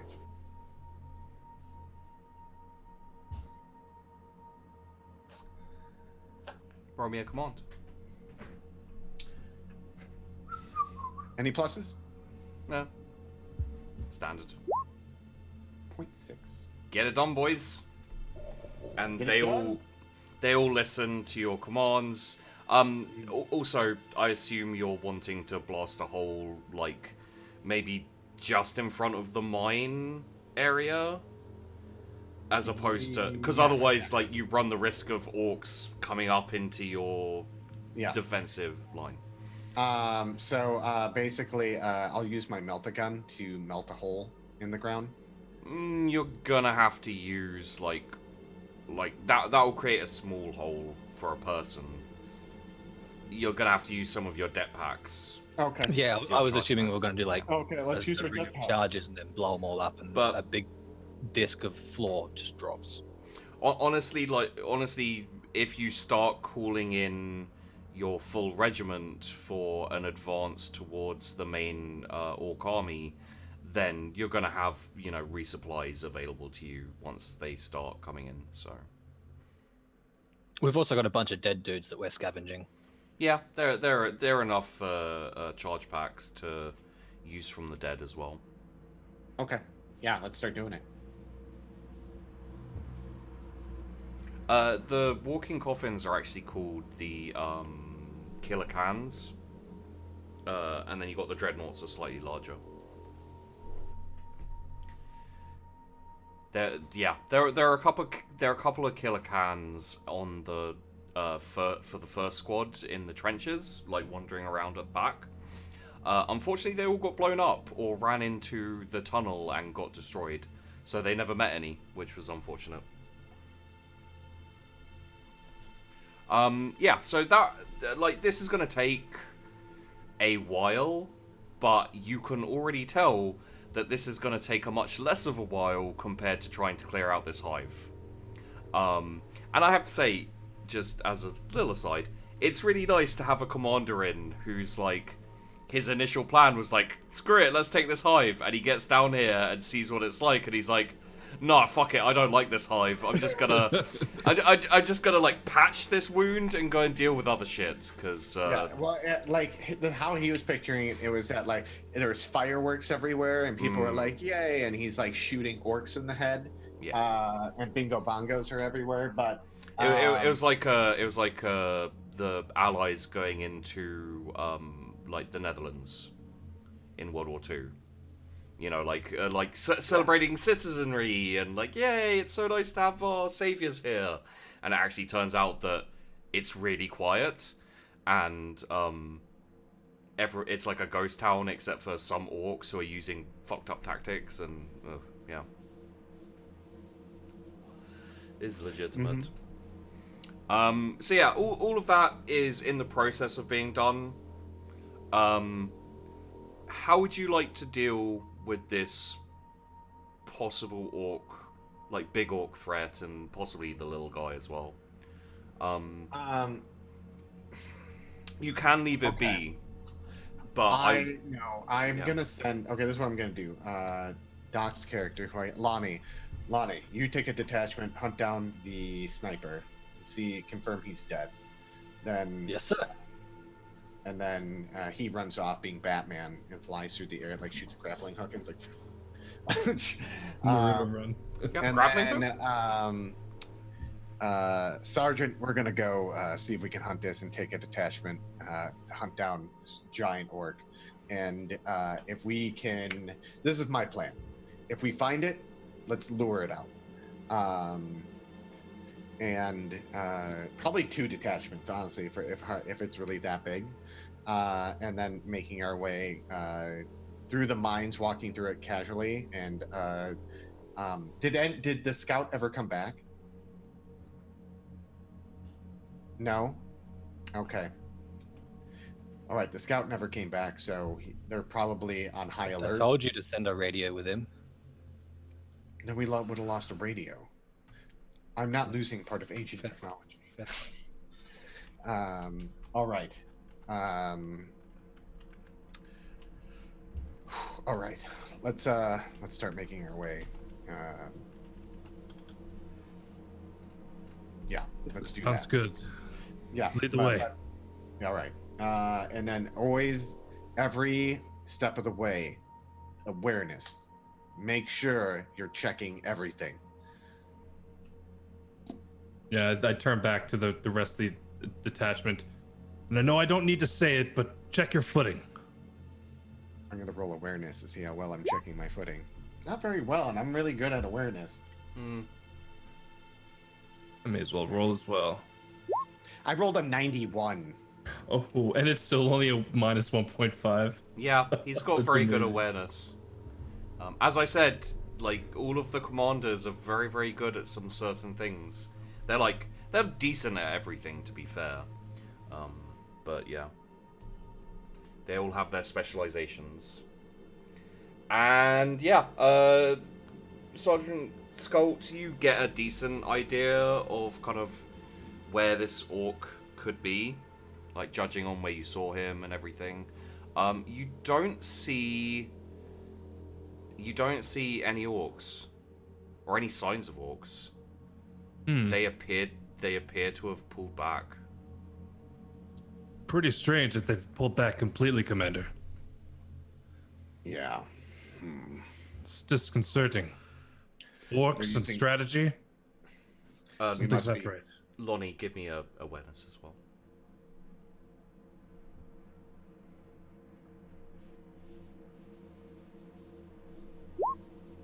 Oh.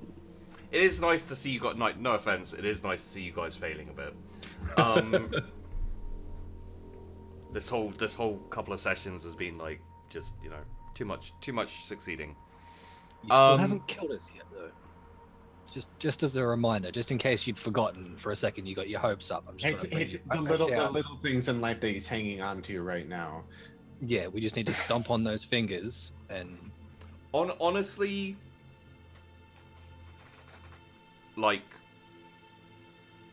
I consider the fact that you've been very cautious and I slowed you down a ridiculous amount to be kind of a win. Although I have indeed not killed any of you, unfortunately. So yeah, you get to the building, and I'll say, like, after a fair amount of time, you do manage to find a blood trail leading away. It's green. Mm-hmm. This is Lonnie. Yeah, we're searching for the Oh, sniper. okay. Yeah, for the sniper guy. It kind of like winds through a few buildings and heads off down an alleyway, like deeper into Ork territory. Okay, well, I think the only thing I would do in that case is probably leave some det packs on that building, like in the windows, and then follow the trail. Okay. Just in the event that there's any more snipers, we can just blow that building up. Maybe also as like a retreat option, like you can run back through that and then det it if anyone's chasing you. Yeah. Yeah. Yep. All right. We'll come back to you in a moment. So yeah, Sergeant Skult, Command Broadside, with your detachment of troops. You can't see any sign of orcs. Like, you've kind of gone up to around about the area where you saw the big hulking orc. There's probably like a small amount of green blood like splattered against the wall where you shot him. Okay. Are there any buildings around that seem to be intact enough for me to go in and up to the top level to get a better line of sight? Yeah, there are a few taller buildings here which you could get up. Okay. Commander, I'm gonna take one or two others and go up and scout out, get a bit of a better line of sight. Is that okay? He said yes. I'm muted.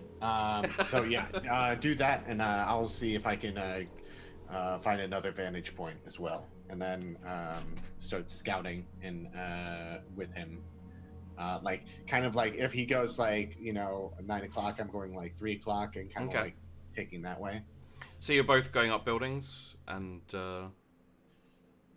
Yes. going to like look over the top. Okay. See if we can find him. Let's have a look at these skills and see what you're going to have to roll for this. I think the first one will be an awareness. I like this one. Fucking finally. I was thinking about re-rolling that. Yeah. I'm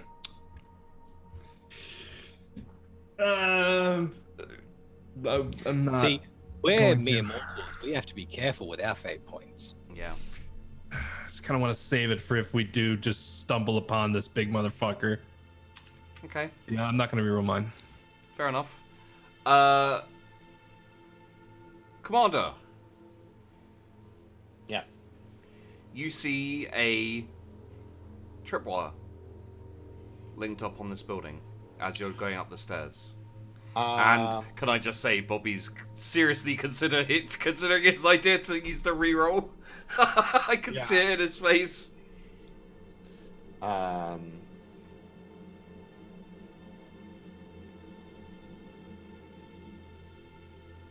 You can step over it easy enough. Yeah, I'm gonna step over it, but I'm gonna try to stealth now. Okay. And is there anyone behind me? There's a couple of troops with you, sure. I'm gonna send one running back and let them know that the buildings are booby trapped. Okay. Let everyone know. Yes, all the sir. way We up. know. We booby trapped them. I trip over my own booby wire. 3.7. Oh, So that all of a roll. sudden I just disappear into the darkness, Yeah. and I tell them to hold as I disappear. So you're going off solo. Yeah, Okay. and they're disarming that one. Yeah. Sergeant Skult, Yeah. you trip a tripwire. Oh fuck me. Okay. You hear the Shit, snap. I didn't see that coming. Yeah. I wanted to give Bobby a moment to be like, I should have used that reroll. Oh yeah, I had it. I felt it. But you never know. And from straight above and straight in front of you, you see this axe just swing fast. Roll me a dodge with -10. Okay. Well, luckily I have a fate point. You do. You know what though? Because I'm such a strict, stern believer in the God Emperor, I'm gonna definitely need to use it. Yeah. I like how you waited for that roll and you're like, I'm not gonna use it. -10 on the second one too. Yeah. Fuck. Okay. So you only lose one arm, Yeah. one lung, and one set of ribs. Oh Jesus. Wow. That's a lot. I'm so gonna die. That is 19 damage with 2 armor penetration. Yeah, that kills me wherever it hits. Where does it hit? Does it take off an arm? Does it hit me in the head? Does it get me in the body, in the leg? What is your body armor? 6. And what's your toughness? My toughness is a 46. Okay, so 4. So you have 2 armor, correct? On your body. It's 6/10 is what it is here on my armor. Okay, defense. so you have 6 armor and 10 total.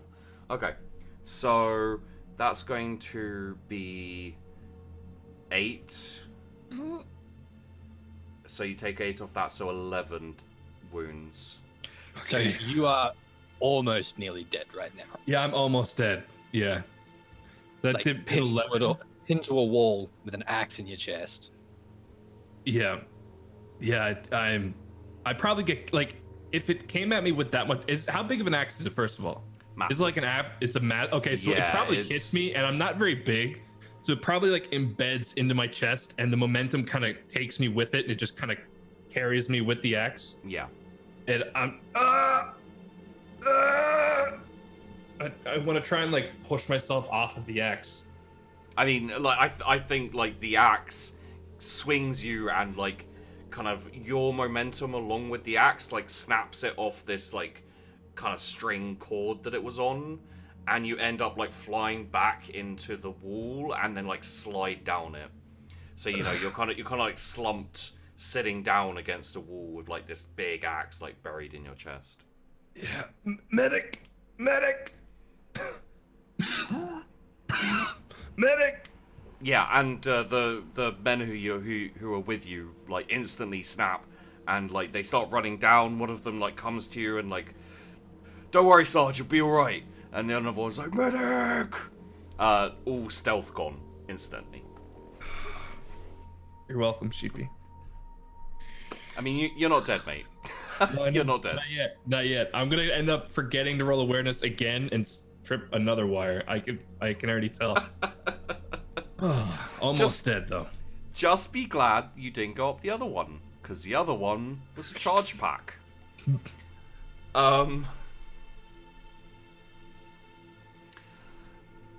So yeah, Commander, you get to the top of the building,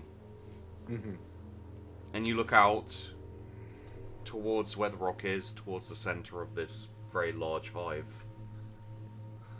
Okay, go ahead. On the building across from you is a large, hulking orc. Much bigger than you've seen. Probably about 13 to 30 feet tall. Yeah. Depending on your perspective and memory.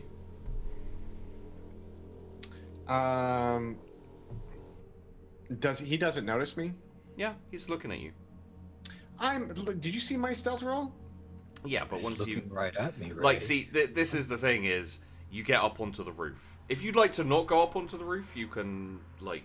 But you said you wanted to... Well, I mean, yeah, I figured so, that, like... Stealth rolls are all well and good, but Mhm. once you're silhouetted... Yeah. Okay. What kind of weaponry does he have right off the bat?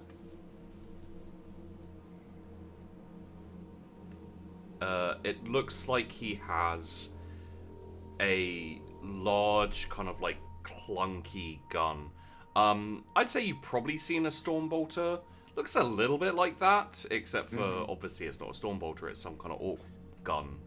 And he has like a big axe in his hand. Okay. And how far away is he? He's probably about 50 feet away. And I have a range of 40 feet. It's a melted gun, 20 feet. I'm going to shoot my frag grenade gun at him. Your grenade launcher? Yeah. Yeah. And start lighting him up instantaneously as soon as I see him. Okay. So what is the... Okay, I don't have damage on this thing. You just gave me a Voss automatic grenade launcher. The damage is frag grenade. Okay. So I think you also have photon flash grenades as well. Oh, do I? Yeah. Can I have the first one be a photon flash grenade and then the rest be frags? Would you have specifically loaded one up before you got up here? Because I kind of assume you'd have a frag grenade loaded. That's all. Let's do this. I can't answer that question without metagaming. Yeah. So I'm gonna leave it to dice rolls. Okay. Let's do One. Let's do a D100. All right. So 50 above frag grenade. Yeah. Frag grenade. So it's frag grenade, and I'm shooting that at him, and letting that launch, and then getting into a good position for that. How far away is the building? Like, I can't jump to it. That's like insane. I'm not Jackie Chan. Okay. I mean, even if you were, I don't think Jackie Chan can jump 50 feet. Oh, he totally can. I do appreciate, however, the fact that you're like, grenades might not work. I should just run closer to him so I can hit him. No, because I just want to keep shooting grenades as I fly through the air. Yeah. And look cool. Half aim, not point blank. It's a standard range, long range. It is. You said it was 70 feet for the grenade. 45 feet. It's 45. Yeah. Oh, well, no, that's for the underbarrel. I don't know what your automatic grenade launcher is. I don't know. Oh, it's it's that grenade. Okay, so yeah, that would be short range. Yeah. Okay. Specifically designed to like lob grenades. Okay. Any modifiers? No. Incidentally, you did bring mortars with you, but they have not been used because you're inside a hive and the ceiling is not that tall. All right. What do we got? Big Papa. Boom. You hit him. All right. Here's the damage. Oh fuck. Good time to roll a 1. So this would be 11 damage. No pen. Do grenades have no pen? Frag grenades have no pen. Crack grenades Okay. do have pen, but crack Okay. grenades are for like against tanks and stuff like that. Okay. He doesn't try and move or dodge. He just takes a frag grenade to the face. Okay. And like obviously there's like fragmentation, like clings about the place, and the big kind of like explosion and smoke. And as the smoke clears, you just see him like lift up his hand with his gun. His other left arm seems a little bit like like droop by his side, and he just waves the smoke away.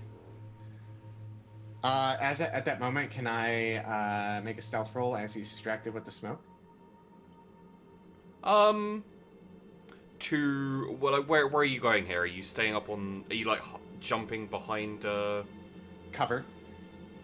Okay. Yeah. And not letting it, since he's distracted, I won't let him know what cover it is. Oh yeah. That's my advantage. Stealth. Where are you? But I also did the grenades to let people know I'm in a fight up here.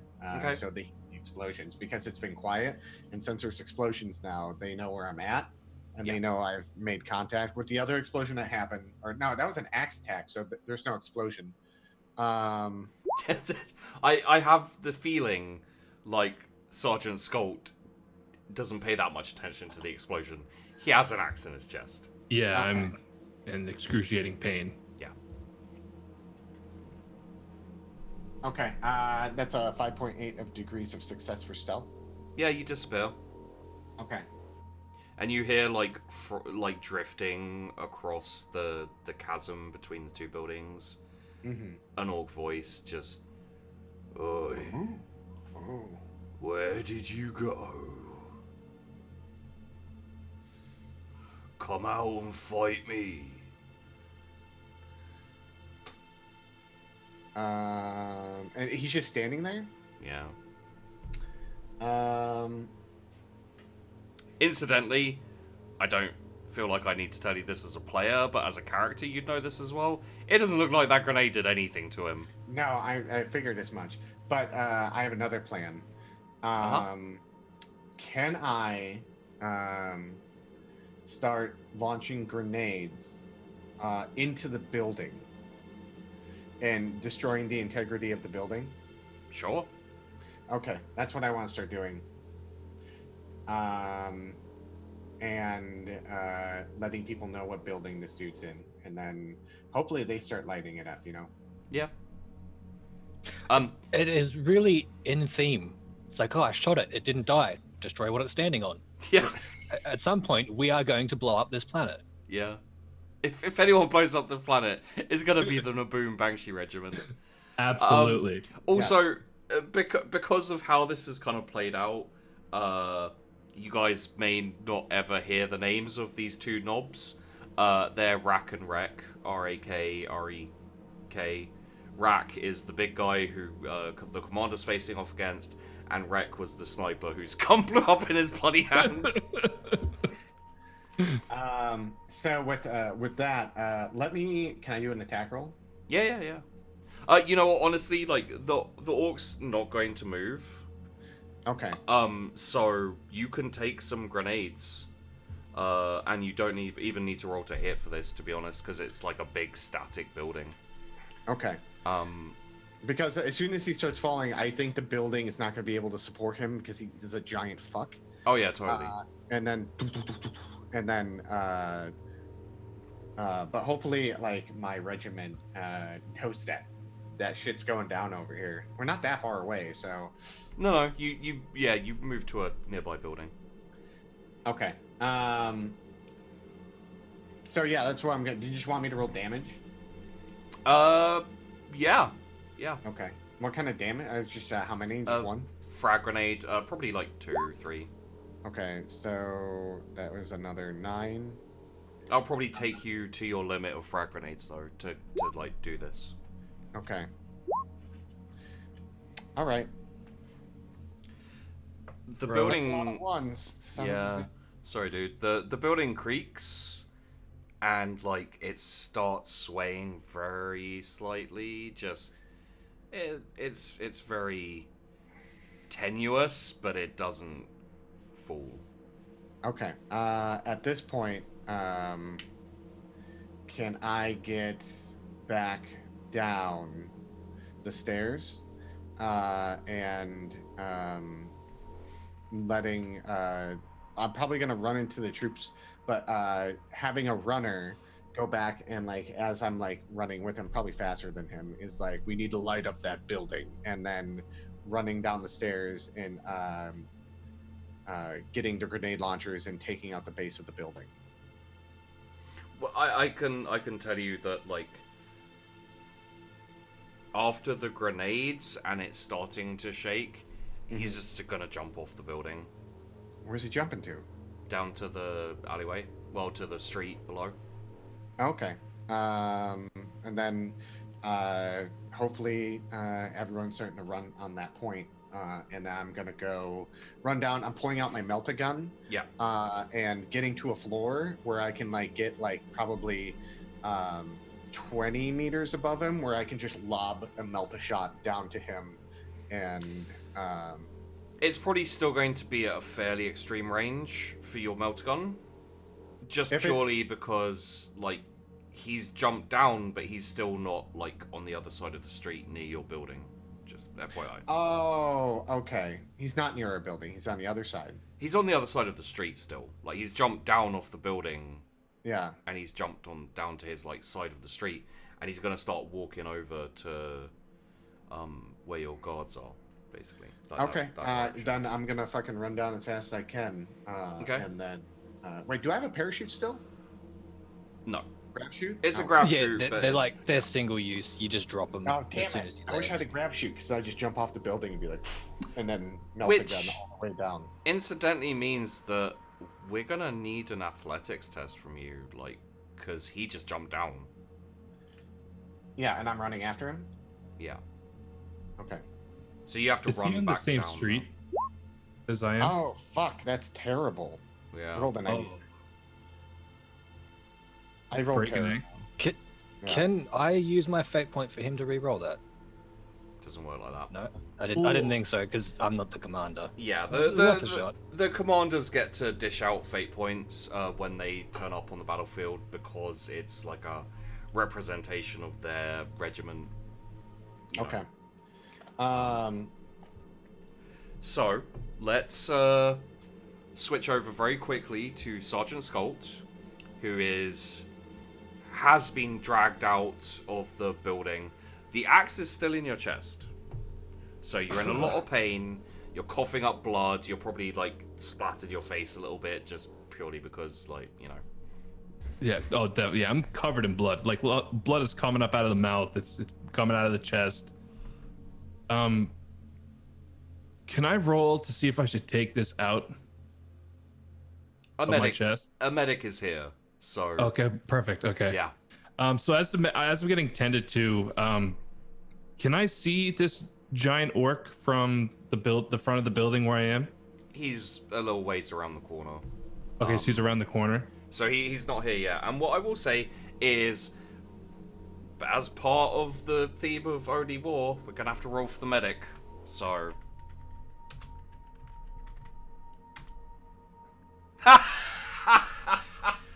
Literally, I don't know what. See, blessed. I roll for you guys, and I crit succeed on a 1. You And know... that's on the medic as well, who could quite easily have just killed you right now. Yeah. Oh, And it's- instead, you are going to get up better, stronger, faster. You have been rebuilt. It's a battlefield medic. They have 30 skill in Medicaid. So anything above a 30 would have been a failure. But a crit success means the medic, like, kneels down, like, alright, Sarge, don't worry, I've got you. Like, get some gauze out, get some like hemostatic powder, just rips this axe out and like pours it on instantly, like spreads the gauze on.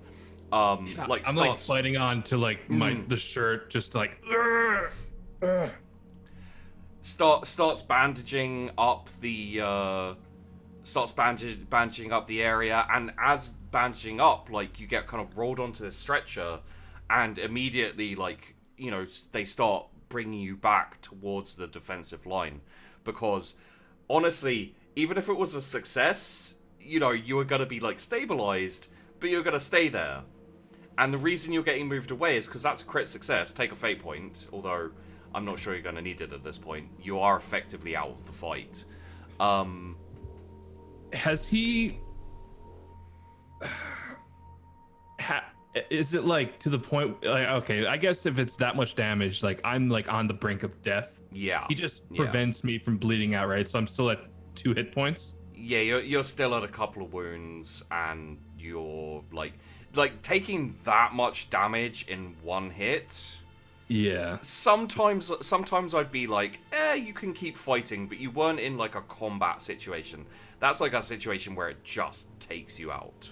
Okay, cool. So if you'd like, you can basically respawn, as it were, as a guardsman. Like, we don't have that much more to go, so we could Honestly, carry on like, with... so I wouldn't be able to just like force myself off of the stretcher and try to hobble my way up to the top of the building with 2 hit points. What I'll tell you is the reason that I had you stretch it away is because of what's about to happen with the Knob and this squad. Because the commander rolled really badly on his athletics. He's going to get down for the aftermath of this, which means if you'd have stayed, he would have got there just as a Knob was bringing its axe down on your head. So Okay, yeah, I'll go with you. I'll go with what you're saying. Yeah, I'm just gonna take it and. It's up to you. It's up to you. Like, you can stay and fight this thing. You know what?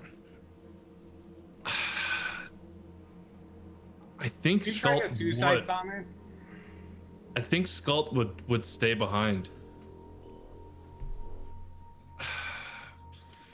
What? I'll tell you this as well. Like, and I've said this to the previous squad. If you guys come back, you can play the same character, and they will have leveled up a little bit. Like, you're not out of the war; you're out of this fight. Out of this fight, but the way it's going, it could be the end of this regiment, or of our detachment. I don't know. I'm just gonna roll for it. I basically just flip a coin because like I really feel that he might do it. Sure. Depends on if am I like strapped down, or am I just like on an actual like, you know, old school bed where I'm just being carted away. You're like out on the street and they roll you onto a stretcher, you know, like put a stretcher underneath you and like start picking it up. You can totally be like, no, I want to stay and see this through, and then get up, and you can stand and fight and everything, but you are heavily wounded, so. Like, Although, to be fair, it's amazing that you survived one hit. Yeah. We're pretty much already one hit kills, so Yeah. if you can still technically fight, it's not That's going to true. make an effective difference in what you can do. This knob is still going to kill you in one hit, no matter what wounds you're at. Yeah. I honestly, I don't want to like. I'm taking up too much time right now, so I'm gonna say that I'm just gonna be carted away. okay. I'm gonna like just I'm just gonna take like some the debt packs and hand them to one of the soldiers that's sticking behind, and I'll give him my grenades. Just make sure these get put to a good use. Would you like to effectively take control of one of the soldiers for this scene of... the Yep, Orks I will coming take in? control of the one that I just passed the 2 depth packs and 2 grenades too. Okay. Come up with a quick name. Yep. Well, I'll keep your name on the thing as Skult, but because basically we'll come back to him before the end of the episode. And for the sake of expediency, and because this guy is ridiculous and your Imperial soldiers are kind of not really able to do anything to him, to be honest, we have a scene that Bobby's character, who will be named momentarily, will see as he's like at the back, kind of. He was one of the troops who went up Korak's Kimball. Okay. Kimball! So Korax went up with his sergeant, and he was the one who was like, don't worry, Sarge, stayed with him, and went with the medic, and then when his sergeant was led away on a stretcher, looking better than he should, but still pretty messed up, he received det pack and grenades. And as he's storing his gear, just from around this corner thunders this, 13, 14 foot, 30 foot, 60 foot, who knows, it's massive, orc, and he just lays into this squad, and they're firing their las guns, a couple of them try to use their knives, and, his axe just cuts 2 of them in half, at the waist, and they go flying. His fist, comes in and just crushes a trooper into the ground, and he punches him into the ground like that. And within a few seconds, this squad of 10 guardsmen has been ripped apart. And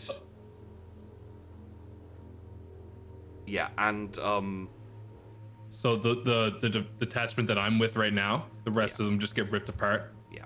So I'm the only one left of this detachment with the giant orc close by. Narratively, I will say you pulled off a few shots and they bounced off his armor. He's got big metal armor. He's got this jaw with metal and spiky teeth. He has and he's used it as well. He's got a gun that for the sake of you guys as players, it's a twin-linked gun, so it's rapid fire, lots of hits, and he's kind of swinging it around, and you take a few shots and nothing has happened. Because you're a little bit further back, you're separated from the detachment a little bit as you're seeing your sergeant away. You are in a lucky position, inverted commas, of you were a bit outside range of melee, and you didn't take any shots. And Commander Broadside, as you bust out of the door, kick the door down, you see this orc knob who was standing on the building opposite, kind of facing off against this lone guardsman. And let's roll initiative. Okay.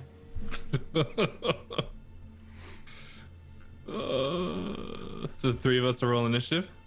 Yeah. Initiative. Okay. Is Doc gonna be the show up? He's doing his own thing.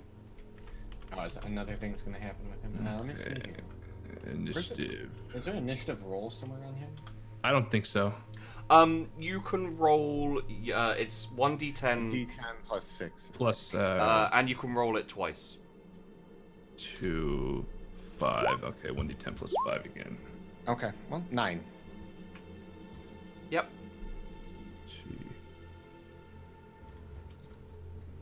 Can't type. Here we go. It's the first one. 7 and 11. We have the same agility bonus. Or the same bonus. So I will say you go first. Okay. Which doesn't really make it easier, to be honest.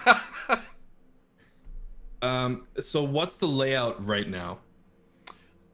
So you're facing an orc who is maybe 10 foot in front of you, maybe Okay. 20 foot away, and you have a building to your left. You have a building a bit further to the right, kind of like an open area in between the buildings, and then obviously further back behind you, you've got lines of destroyed buildings where you blew them up earlier, and then past that is like the mines and defensive line. It's probably about 120, 130 feet away from where you are. Okay. Let's say 150, because you are a little bit into these buildings. Okay. Question: how many det packs can I arm in one turn? Am I able to arm every det pack that I currently have? I would say that you can probably arm one, but that the explosion will set off the other ones as well. If you're lucky. So what I'm gonna do? I still have. So I have the full amount of. Incidentally, that's if you get exploded with the det packs, obviously. If you just want to throw it at him, then you can arm one. And the det packs, they can be remote detonated, right? Yeah. Okay. So what I want to do, and I don't know if I'm going to be allowed to do this. Okay. I want to. Am I on the left? Well, whatever side of the street I'm on, I want to quickly run and just dart around the corner of the closest building out of line of sight. And as I do that, I'm going to take all the det packs that I have. Mm-hmm. I'm going to just put. So I got 2 from Skult, and I have 4. So I'm going to put 5 of them just on the ground, and I'm going to arm one of the others. I will tell you that would be your entire turn. That's fine. So the Ork Knob would be able to reach you and attack you before you'd be able to set them off. Like, the moving and setting up, and it would probably be a quest. Like, you may be able to set all the det packs up. I wouldn't set them. I only want to set one up. Yeah, but what I'm saying is, like, you'd have to, like, bring them out of your pack and yeah, okay, cool. Yeah, so you could pile them up, but that would be your turn. You wouldn't be able to, like, set one or anything like that. You wouldn't have the time. I'm gonna. It's difficult, I know, because it's like I'm gonna. Okay, this is what I'm gonna do. Okay. Just because I've seen all of my Naboonian brethren. Naboonian, yeah, okay. Just be slain by this big motherfucker. I'm gonna dart around the corner and I'm gonna set it to motion sensor. Okay. And I want to get as far away from that as you'll let me get, but I'm just gonna set them all there and do that. I don't know how far I'm moving initially. I don't know how far away I am from the corner. Like, if I'm my full amount of distance away, then I obviously am just gonna be. That's as far as I get. I'm gonna say, like, you probably won't get far enough to get away from the explosion. So the best chance you have would probably be set on it for impact and throw. Okay, I'll do that, and I'm only gonna be able to throw the one if that's the case. Yeah. So I'm gonna go to the corner and arm and try and throw one of these at the orc. Okay. But as I'm digging out one of them, I'm just emptying my pack in front of me. Yeah. If that's okay. So I'm just doing it with reckless abandon. Oh yeah. So give me a tech use. Okay. This is gonna blow up in my face. Any modifier? No. Minus 0.9. Takes you a little bit longer. I may. Yeah, we'll see how this goes. But yeah, it seems to be set up. And you want to throw it at him? Yeah, I'm gonna try and throw it at him. What's your strength? 24. Okay, that is far enough. Okay, yeah. Roll me a ballistic skill with plus 10. Minus 0.6. Roll me a d2. 2. Okay. That's cool.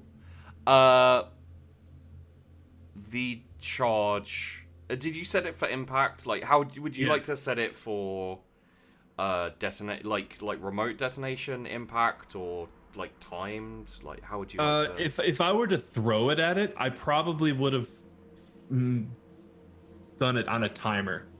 Okay. I would have tried to estimate it maybe only like a few seconds. I want to get it as close as possible to this thing. Would it be close to land and then explode as possible? Yeah, let's say I do that. I'm going to try and arc it as best as I can to have it detonate just before it lands, as close to the orc as possible. Okay, that makes sense. So roll me another D2. 1.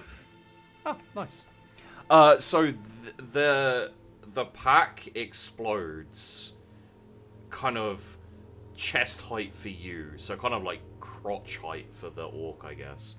Unfortunately, you didn't pitch it quite right, and it's a little bit closer to you than you'd hoped. Okay. Roll me a...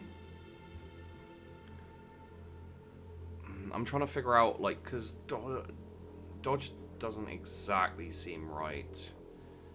But I think it'll have to do. Roll me a dodge. Okay. With a plus 20. Yeah. Okay. 4.6. Didn't need the Fucking plus. Beautiful. Didn't need the plus 20. And Rack actually doesn't want to get hit by this either. So. Okay. Roll me a damage. This the successful dodge by him will reduce the damage slightly. So. Okay. I'm not sure what the damage is on the death packs. They're not on our. I believe it's 2d10. 2d10. Okay. Yeah. I think we had it in the Discord. I just didn't dig it out. Yeah. 15. Nice. Okay. And I think the pen is like fairly high. Okay, so let's have a look here. So it's probably like I think maybe like 10. yeah. 15. So like this det pack kind of goes off kind of crotch level, and again it's like you kind of shield your eyes as it explodes, and as you look back you can see like tatters on his legs, like very clear, like, you know, shrapnel and stuff in his legs and kind of chest, some sticking into armor, some sticking into like exposed flesh. It seems to have done something, which But is not as more- much as I would have expected. Probably. not as much as you'd hope. Okay.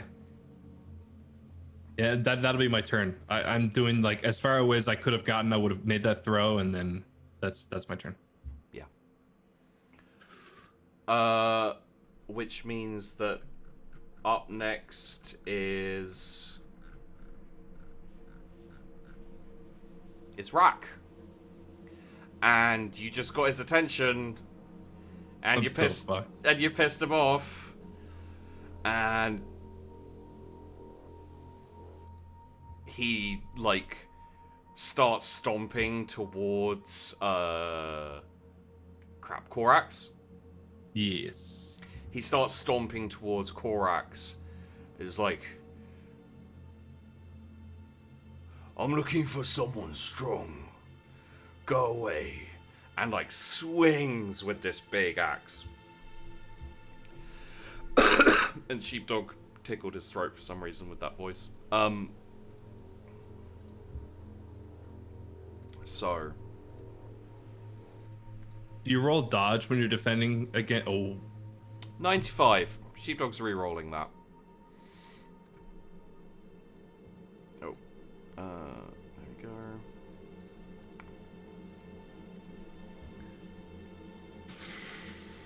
Fuck. So, I'm going to retroactive something a little bit. You can... honestly, it's kind of either way, either or. But basically, you can retroactively use your dodge for this because I forgot that you only get one dodge, but you will get hit by the blast. Which I'm is fine with that. Which is 15 damage. I mean, it's gonna pretty much kill me anyway, so Yeah. just fucking hit me with the X. Okay. I'll take the X. Yeah. Hopefully it bites in. Oh, Jesus. That is 25 rend damage. Sorry, this is getting in the way for some reason. There we go. 25 rend damage with penetration. Just lops me in half, probably. It also gets a crit.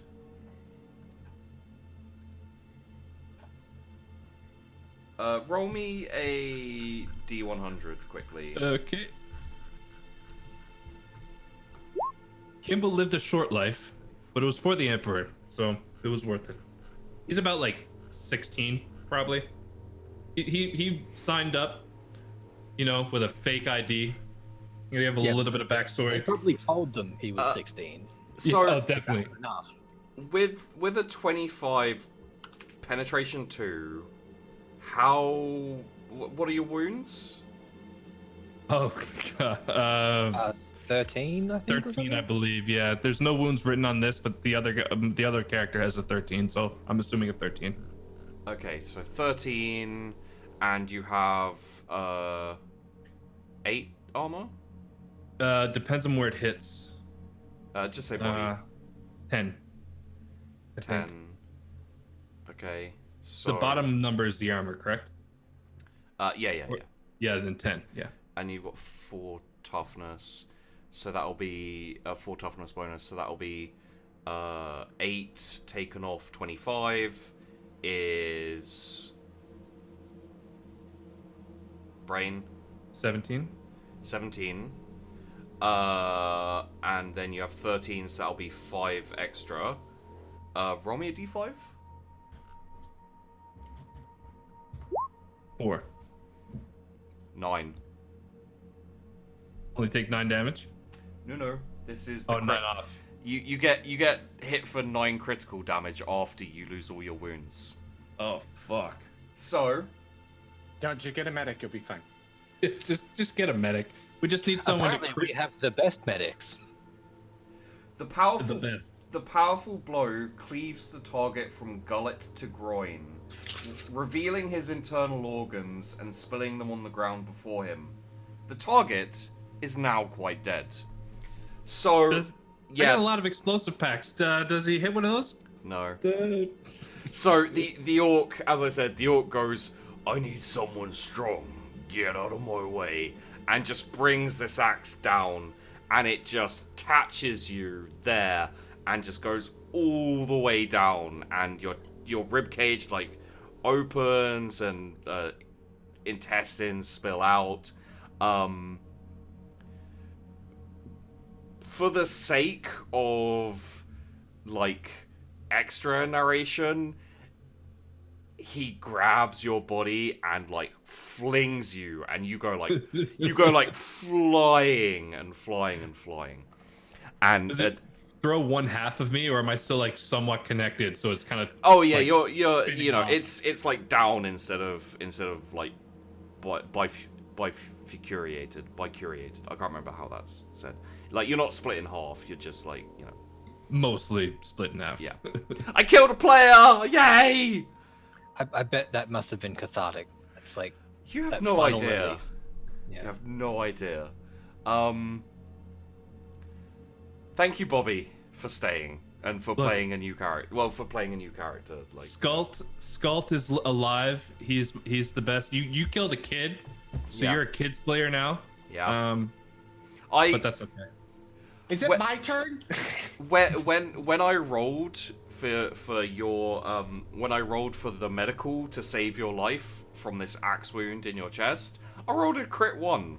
So, clearly I don't want to kill you guys. It's no killing. Yes, Commander Broadside, it is indeed your go. I'm running up and getting in a good range to shoot my melta gun. I move pretty quick too. Like I have a good movement. I don't know how far away I am from this guy. You're not too far. He like moved up towards Korax, but you can like, how close do you want to get? Is the question. Well, I have to be 20 meters to him with the melta gun. Yeah. So you want to get 20 meters? That's going to be standard range. Okay. What's my ballistic skill? 52. Okay, so that's a +0. How far is his axe swing? I was able to see that several times already. Am I like out of range of that? Sorry, say again? His axe? Yeah. I'm out of range of that, so he would have to move up. Yeah, he'd have to move to you to get into melee. Okay. At that point, yeah, I'm gonna fucking stand there, fucking get my melta gun, go and shoot at him. Okay. The nerve-wracking part is I'm scared. I'm very scared. Half aim.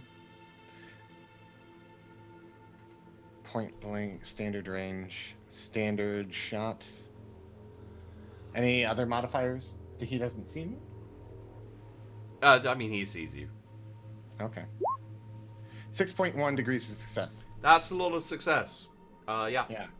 Oh, God, I hate that this is doing this. I might just refresh quickly. Okay. Do you want me to roll damage? I hate that you're rolling well. I might just kill you real quickly.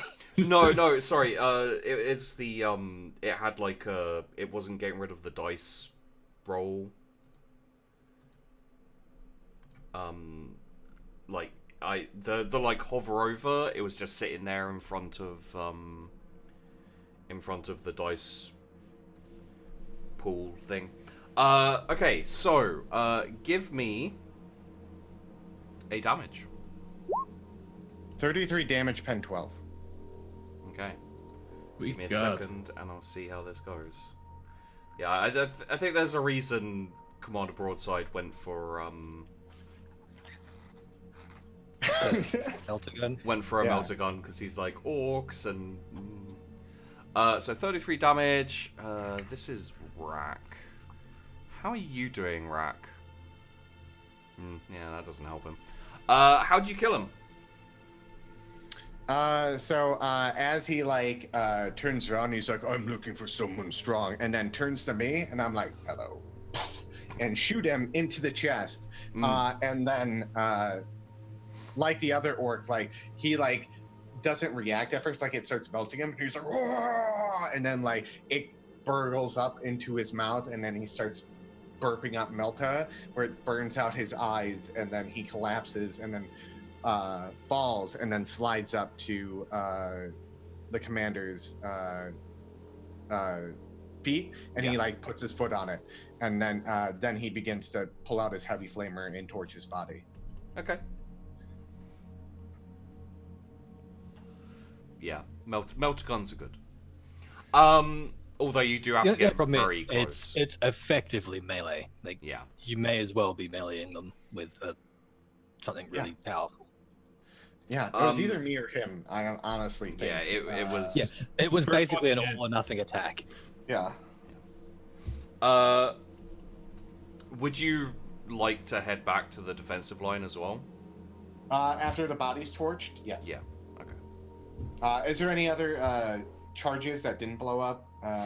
There are some det packs which Okay.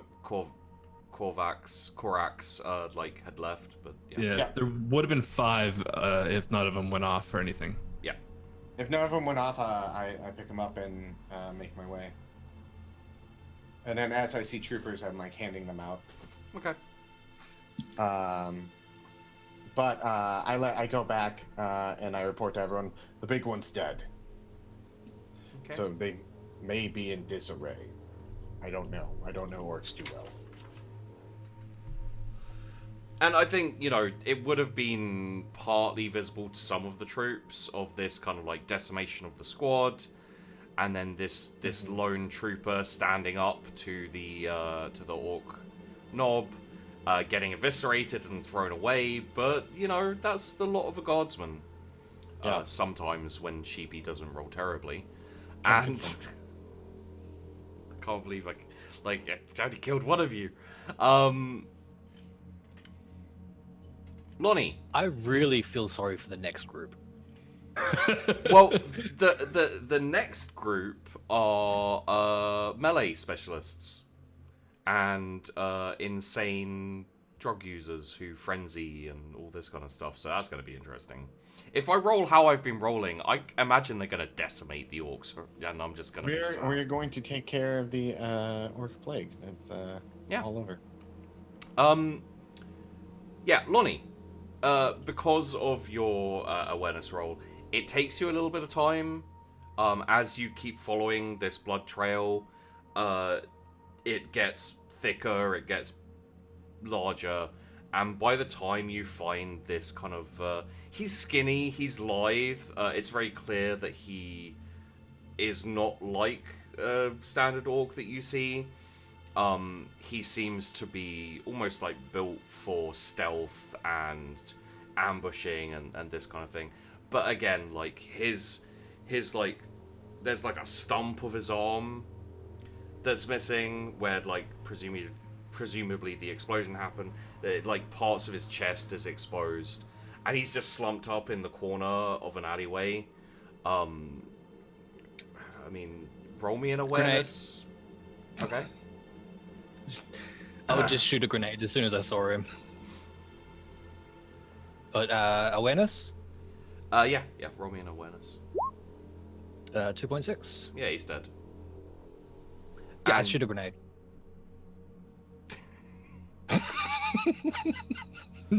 Oh fuck! Okay, so let me be a little more clear so you have the entirety of the information. He's about 5 foot away, 10 foot away, because you like came through an alleyway and then turned. Oh, okay. and I there he thought is like in the at the corner. end of an alleyway, like he was a distance. No, away. he's not like far down the alleyway. It's the kind of like twisting, turning alleyways, and Okay. you come around a corner and he's kind of slumped there in the corner. And from that awareness as well, I'll give you, he is. He seems to be clutching something. Don't know what it is. Yeah, neither do I. I throw a det pack on him and walk away. Okay.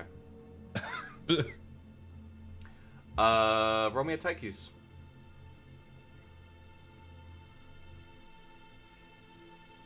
Wait, where's tech use? There it is. Negative 2.6. You do I'm have, gonna re-roll that. Yeah, you do have a fate point. 1. There you go. Yeah, you set a det pack timer, Yeah, just. or would you like to remote and? I'd remote detonate it so I can, as soon as I'm out of range of it, I'll just push the button. So you're heading back towards the defensive lines. Yep. Get a decent ways away.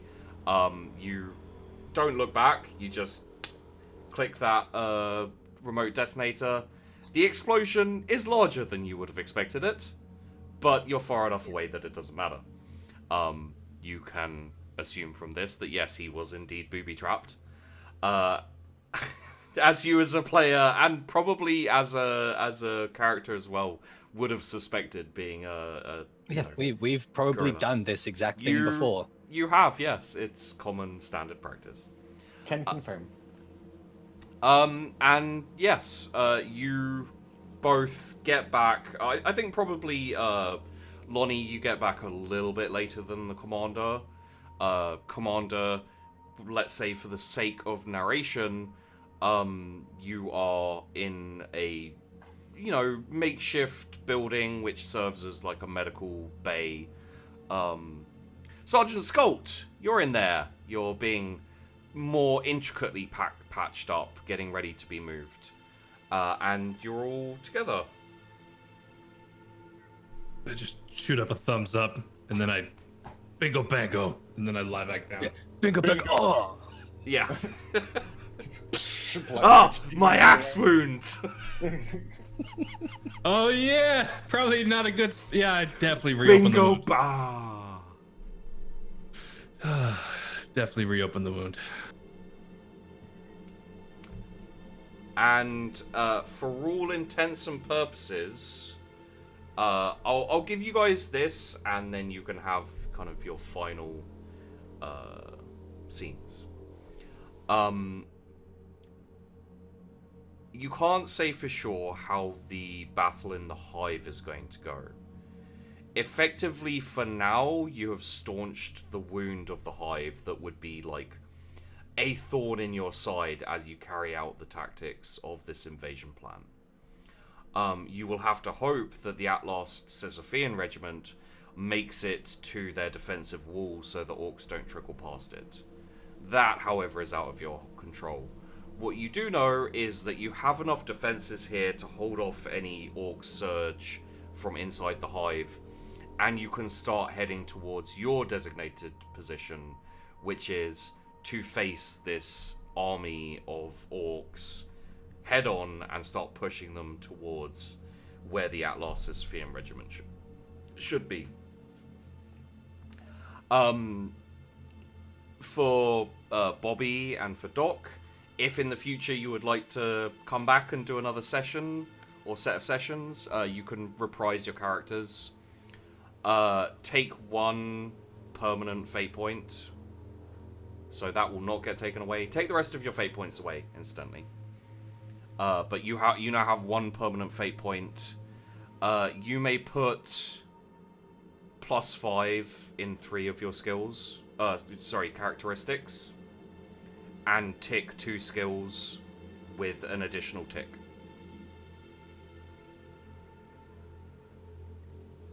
Did I level up? Please. Mate, this was a walk in the park for you. I have a song that I made for this moment. Oh, okay. You ready for it? Yeah. As long as it's not Sheepy copyright. couldn't kill us. Sheepy couldn't kill us. Sheepy couldn't kill us anymore. Is there like a force mute on this? There is. Yeah, there is.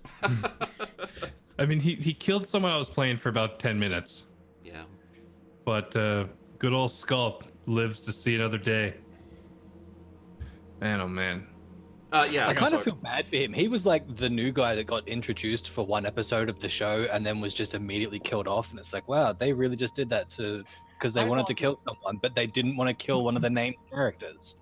Oh, look at this new red shirt I got. Oh, thank you for all the bombs. I guess I'm gonna walk over here now. I mean, look. Do my sergeant proud. Turns around, basically sees his squad get chopped in half, and then. If the battlefield medic had have failed the Medicaid test, you would have died. You would have bled out right there. Sometimes you just gotta will a roll of 1 on a 1d100 and praise the Emperor. That's the best roll I had in both of these sessions, and it was literally to save your life as a character. You are on our side secretly, Sheepy, and it's beautiful. Okay. You're an honorary Naboomian. Sure. We call each other boonies, but that's our word. Yeah, you can't say it. I thought I was on your side. Alright, whatever. So yeah, we have Sergeant Skult lying down in the on a stretcher, having just slightly reopened his wound after doing the Naboomian salute. I don't care. I said it. Corporal Lonnie Ray, probably quite satisfied with, like, he's proved himself in this engagement. And Commander Broadside. Commander Broadside, usually after this, I have, kind of a little chat about promotions and, medals and all these kind of things. Seeing as you're the commander, it would go to you in the war room for, like, the next session of the war room. Would you like to leave it till then for these characters, or would you like to do it in Battlefield, as it were? Oh, in Battlefield. That's how we do it here. Yeah, I figured so. Yeah, Battlefield commissions are where it's at in the Boom Tribe. Yeah, so if you have any commendations, any promotions, or any medals to hand out, feel free. Okay. I don't know what medals I can give out. Regimental or Imperial, basically. I'm gonna give out Imperial medals to Lonnie and Sergeant Skult. Sergeant Skuld's gonna get the Emperor's Purple Heart, which is getting wounded and not dying. And so Incredibly rare. Incredibly rare. The Red Axe of Courage. Yes. And then everyone getting promotions. I imagine Lonnie. What's Lonnie? Only corporal. Corporal. Corporal. Well, he'll be a sergeant now, and then the sergeant will be a lieutenant. Okay. Moving on up. I'll take it. Yeah. So note that down, guys, and also Lieutenant Skult. Note down your Red Axe of Courage, and put in brackets Imperial Medal. Okay. I don't know. Like, what I'm thinking about what Lonnie did. Would he have gotten a medal for something? Let me see. You probably have like a few different Naboom specific medals for distinguished combat in extreme circumstances. So like maybe Oh, I got it. He's got the Bingo Bongo award. The Bingo Bongo award is when he makes a huge explosion and walks away and doesn't look back. Oh, of course, yeah. Bingo Bongo. It takes immense willpower for a Naboomian to not look at the explosion. Yeah. He will not be tainted by the warp for that willpower. Would you? Okay. That's probably not an actual medal. That's like a distinction, maybe. Okay. Would you like a medal for the Naboom Regiment based around pretty much like exemplary show of skill in combat? Yeah, an Imperial medal for the regiment, of course. An Imperial medal for the regiment would have to go through the Lord General Nihilium. If you want to, does that be later on? Huh? That would be later on. Yeah, that would be during the war room. Yeah, I want to get a regiment or something, a medal for the regiment. Okay. Let's say it's the Distinguished Close Combat Naboom medal. I like this. So, Lonnie, you have, if you just note down the Distinguished Close Combat medal, and then brackets Naboom, and take 2 extra points on your weapon skill as well, in addition to the other advancements you've taken. Also, Sergeant Skult, take 2 additional points on your toughness for your Red Axe of Courage. Okay. Many thanks. Would you guys like to? Would the Naboomians even like have like a kind of chat or would you just kind of go about your business after everything's like settled down, like the defenses have been set up and? Oh, we still have stuff to do, so no, we don't stop. I think that probably is our downtime, is setting more mines. Yeah. Pretty much. Preparing more explosives. That's like, okay, guys, it's time to relax. Let's just play with the mines and put up some sandbags. Okay. So we close the scene and this set of the squad's sessions on Sergeant Lonnie Sugar Ray going up and down the line of mines, setting a few more, moving a few to be more precise. Command Broadside, standing up on the barricade. A prominent target, but probably that's not an issue anymore, seeing as the sniper's gone and that the Orks seem to be holding back from any attacks so far. Directing people, ordering people, and Lieutenant Krieger Skult in the med bay having recently opened his wounds, he's being seen to by a more prominent medic who's been recently brought down, and toying with a few det packs and just making sure their charges are set right. And even in his state of infirmity and being wounded, he's still working. And I'm smoking a cigarette too. Yeah. Which probably, I'd say the doctor probably consistently tells me to put out. Because And you never do. fuck with everything. I just keep lighting. Although the doctor is also a Naboomium, so he probably doesn't. Yeah, they're light, so it's okay. And we close off there. Wow. Thanks, guys. I killed a player, technically. It doesn't feel like I killed a player. It really feels like the new guy that came in just to be killed off to force the drama. It feels empty. Like I had a rush of victory when I finally killed a player, and in the back of my brain the entire time, my brain was just like, it doesn't count. Like, it wasn't his actual It's character. not real. It was Nobody a replacement. His name. Only It's like blood. You saved his real character with a 1. Thank you, Sheepy, for that, by the way. Fuck you. I got a purple heart now for it.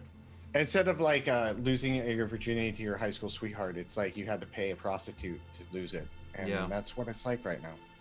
I got a sad hand job. But just like prostitutes and murdering them, the first one is the hardest. The next one will undoubtedly be easier.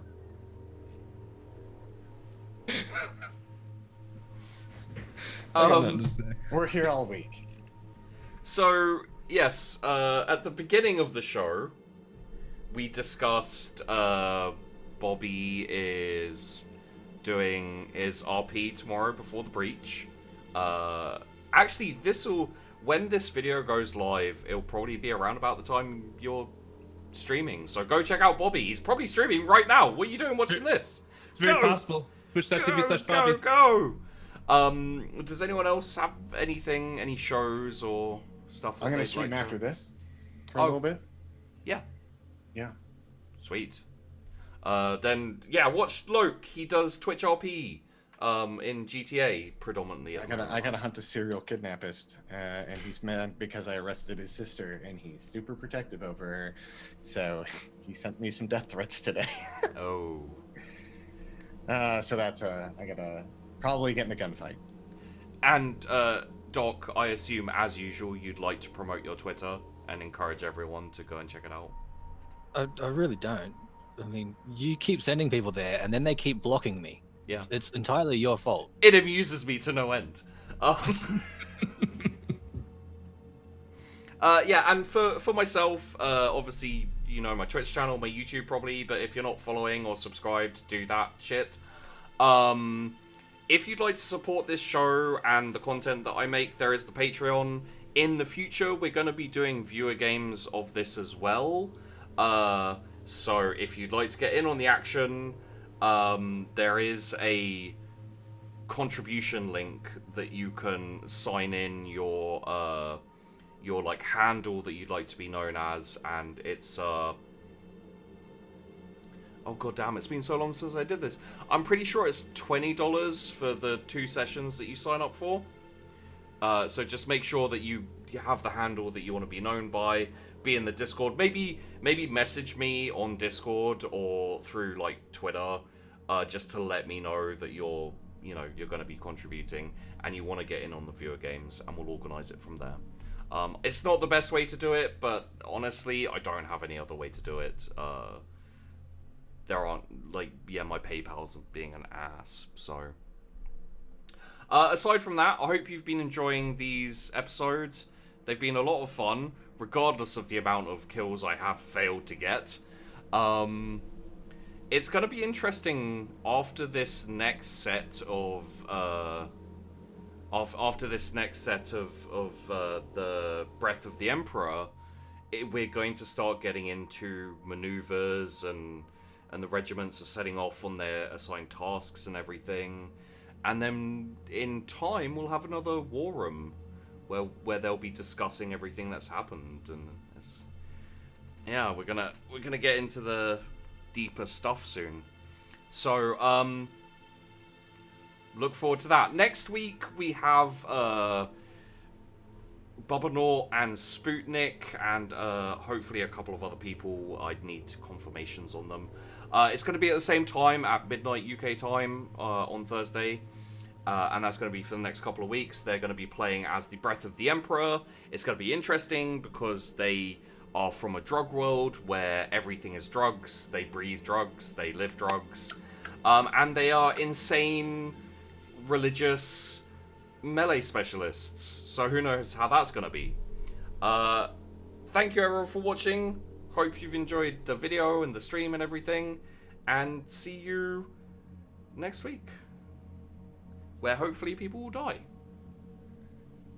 Bye. Bye, guys.